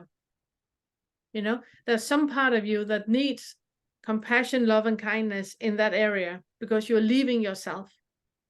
You know, you're leaving yourself. You have a direction where you feel this is flow. This is going like it's amazing. I enjoy it. It invigorates me. It's amazing. Somebody comes and go like, no, it's not. And you go, oh. You know, in that you leave yourself. You leave your own experience and let other people's opinion dictate what is value, what has value for you. Like Jaheda, Jaheda sees at every single meeting, she's like, you know, top student of everything. She doesn't do anything we say. Jaheda does Jaheda, you know. She does her own thing, and my God, it works. It just works. For her, it's value. And we can sit and say, no, you should do. She go, okay, and go off and do her own thing. Because for her, the first time Todd gave her that pointing to what is your own experience, is there any connection? That is the only thing she's been doing ever since. It's the only thing, and it works. So it doesn't matter what other people they think and what other people they do. But for you, I really would be curious to why Not so much the why, but more have compassion with that it's actually happening. That you have, you know, energy, you know, life going that direction. Somebody tells you nope, and you go, okay. Have compassion, you know, and love and kindness towards that part of you. Because I would say your experience is valid. Absolutely. If it works for you, you do you. Go you. More power to you. Off you go. Can't wait to hear where it takes you. Yeah, Pernille, it's also about what you talk about when you just don't know. Like, you don't know what it's going to look like for you. You don't know. Maybe that's what it looked like for him. Okay. But you can't know, like, oh, he did it that way, so he's telling me to do it that way. I should do it that way because he knows. And I don't know. I mean, you don't know in either case. You can't know what's right or wrong or what's going to happen or how it's going to happen. You just have to surrender to not knowing. Exactly. Because he's kind of believing like, oh, he knows, so I need to know what he knows, right? Kind of, yeah. Excuse me. Yeah, so it's about that whole knowing. Which the fetter that that you're on now in the curriculum, yeah. Exactly. Exactly. Thank you so much. It's all felt very generous. Yes. Yeah. Thank you so much for pointing it out, Nate. Very, very important. Very important to bring it up. Thank you for that. Really, really appreciate that. Thank you. Can't wait to hear where it takes you. Taken me to some pretty weird places already. Yeah, amazing, amazing. So good. So good. Thank you. Then it's Ravina. Let me just get you in here. Hello, my friend. Hi, I've been here and then I had to go and do things and now I'm back. Yeah, I'm always sharing just these experiences, but one today, which was my mother is going to have a 90th birthday next year. And so I called up one of my sisters and asked if she was going to participate and stay the whole week because my other sister's organizing this big house for a whole load of us to stay nearby. And I had forgotten that my mother created actually last year a big fight between two of my two sisters. I live outside the UK and also I don't get involved in the things that they get involved in. So all of a sudden, I asked my sister if she, my other sister had rented the house. Would she be joining? Would she think of coming and spending the week with other members of the family? Because it would, and she went on to this huge, huge rant about my other sister and my mother. And then, of course, it was, and then there was me. Then it was directed at me because I've always been trying to be the peacemaker and everything. But it was very strange because in this rant, it was a sort of surreal experience because I sort of wasn't there. And I sort of felt like a bit like a deer, almost like a deer in the headlights. It's like, what am I? There was no response. So it was sort of like oh well, I'm sorry, I've got to go, but then afterwards, then I stopped and I thought, hey, come on, there must be something. And then I could just feel in the body, like, ooh, the rage of the ranting and some sadness, just the sadness of tuning into my sister and her anger and connecting in a way with my own sadness. But I just sat with that because I could feel that in another time there would have been like, oh, we've got to do something, or this is too awful and this is my family, and making up a whole story. And it was like, and it was nothing, but it was very strange because there was no one at the driving seat, and yet the sensations were still, pretty active, which at another, but they were just sensations. They didn't need to have a story. Exactly.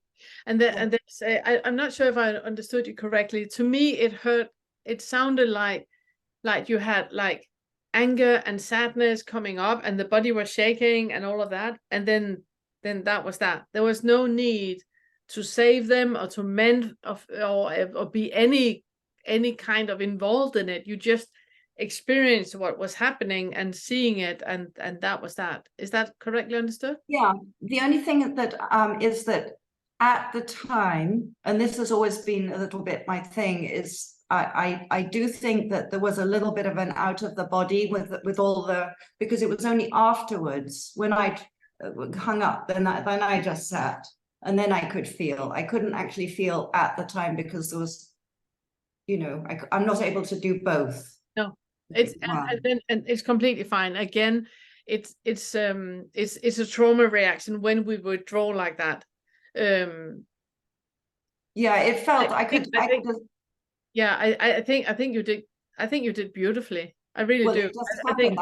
I didn't do anything. It was just no, exactly. But just allowing what was, and afterwards allowing the shaking and allowing all of that, and that was what was. You don't need to have a surplus to be curious and be their therapist, and you don't need any of that. You don't need to mend any fences, and you don't need to have any kind of glue roll or anything. You can if you want to, but you don't really need to. It's just, and so I actually think you managed really, really well. So it seems like there's still, I would call it, but there was no identification, but there's still sort of energy relating to emotional type of the trauma and the reactions, but there's not really any identification that I have to get out of this or whatever. Sorry, I'm interrupting. It's going in and out a bit. Is it that feeling of something old that needs your attention, that this, because your mom and your sisters and you in the middle, and then you leaving the country, all of that, there's a good story there. So is there any old things that need your love and compassion, or is it just? I don't think so. I think it's just the way this body responds and picks up, especially since it's a family, and there was there was a resonance maybe to way my mother had behaved, and it was like there was like a resonance and an energetic type of response, but not really. I don't want this to happen. I don't want this to. There was no rejection. There was no need to react to it. It was just like a feeling it, but it was a recognizable feeling of how this body responds to situations like that. Even if I'd seen it on something like that on a movie, I mean, my husband's watching a series and he started it a couple of days ago, and there's no way. I mean, I just couldn't watch. I said, I don't watch this because it made me, the body was. Yeah, I'm the same. Yeah, I'm the same. It was sort of like that. So circling back to the experience in the moment, did you have the feeling of contentment, or were you on alert? I would say that probably because it all happened so fast, and this was a sort of a new experience for me. I think I can't say that I looked for contentment. Probably there would have been, maybe the contentment would have been able to have been found, because it wasn't in the foreground. Yeah, because that's the next thing. Can you feel the love towards you, and towards your sisters, and towards your mom, and see that whatever they are playing, that play, the script that they're playing out in that reality show that is going on, that they're just playing different parts, and it's just and it's so easy to have compassion. I have family as well that can, some of them can be like really drama, and I just have so much compassion with that, and it's so predictable. I mean, the script is so predictable. It's a copy paste of the last script and the last script and the last script. That is the same thing, and that is happening, the same thing that is being said, the same amount of period that we are annoyed and what's called ignoring, and all of that is being played out is just a copy paste of a script, and it's so predictable, and that makes it so easy to have compassion and love to what is happening. Yes, I can definitely connect with that after the fact, but it's like when it's just this strange situation that it felt sort of surreal at the time, and there wasn't. But then again, if you're in the movie, like watching 3D Die Hard, it's very difficult not to lose yourself into it and believing that it's really John McClane that is on, this is really happening. Parts of us going in and out of that, knowing that we are sitting in the seat eating popcorn and watching what is happening, we go in and out of that. It's the same thing when we're watching other people's drama like that. It's the same feeling of a movie that is being played out, and you can kind of lose yourself in it. Not that you are reacting anything, but just losing yourself in the drama. Yeah, exactly. Beautiful. Thank you. Beautiful. Love it. Thank you so much. Okay. I think that's it. Oh, Charlotte. Sorry. Hi. It's so great. It's so great to be in your presence. Thank you. And I want to thank you. Every time I see one of your videos, you're looking right at me. I know you're in your bubble and I'm in my bubble, but your eyes, and when you say, things like, why are you in such a hurry? You can't change what it is anyway. Or there's just the sweet things you say go right to my heart. And I just want to thank you for that. Thank you so much. Some of the other guides in the world are a little less heart-filled, and I'll tell you what's guiding me is love through all this. Falling in love and becoming crazy at the age of 71. Yes. And the agony of that. Yes. And all that, but somehow it's been such a strong guide for me. I mean, you said how Jahara does her own thing, and I'm totally doing my own thing. I'm like, yeah, I'm not getting a guide. I already have guides. I mean, I've got Pernilla, I've got my heart, I've got this man who loves me, and I don't understand why. Really? So where that takes me is, I have, like, the biggest story in my life is that, that I am totally unworthy and nobody can love me. And so it has to be like a fairy tale. And I have to make that happen. So this man started treating me with love.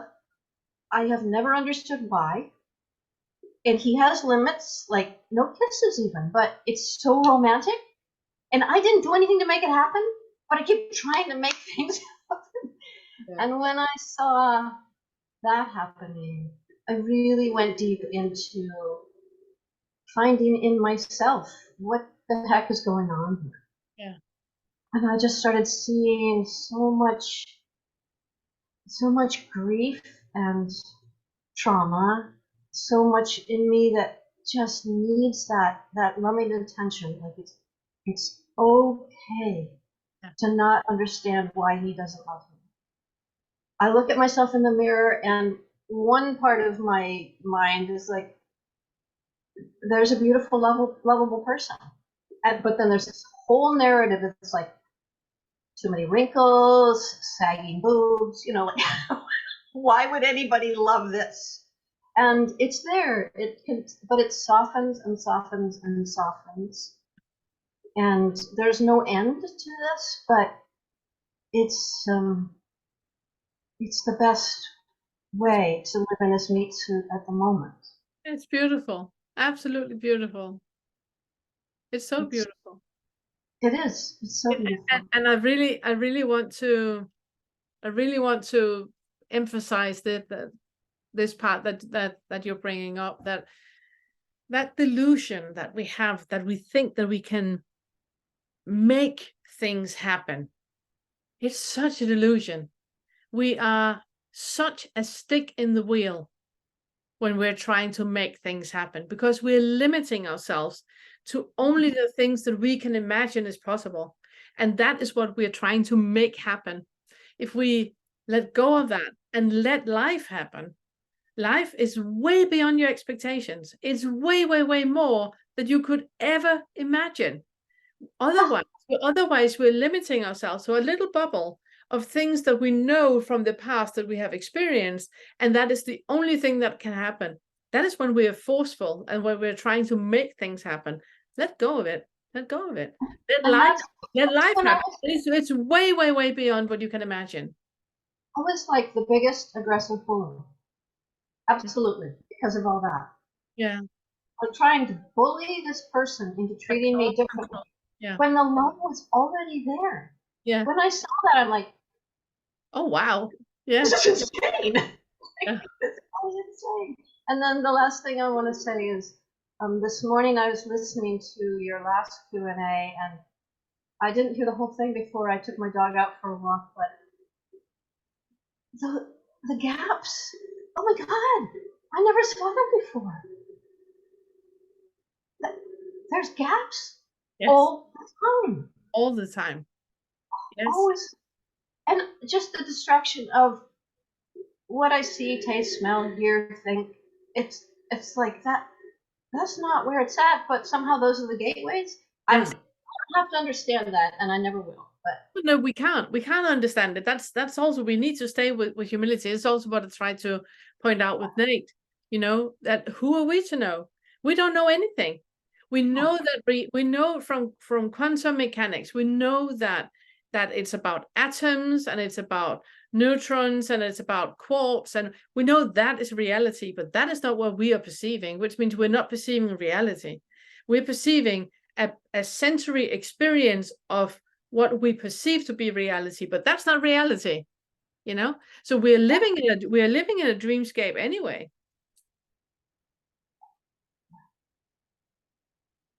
Thank you so much. Thank you so much for sharing. It was wonderful.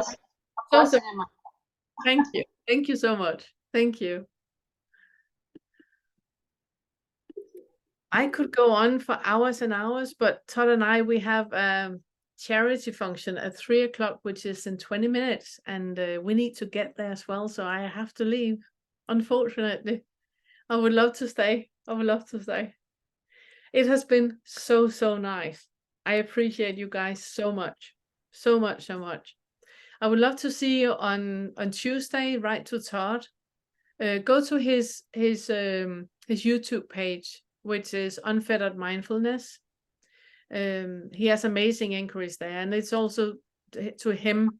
His email is unfetteredmindfulness@gmail.com, and then sign up for the Tuesday inquiry that we have on Tuesday, same time as today. And that was it. Thank you so much. Thank you. Thank you. Such a pleasure.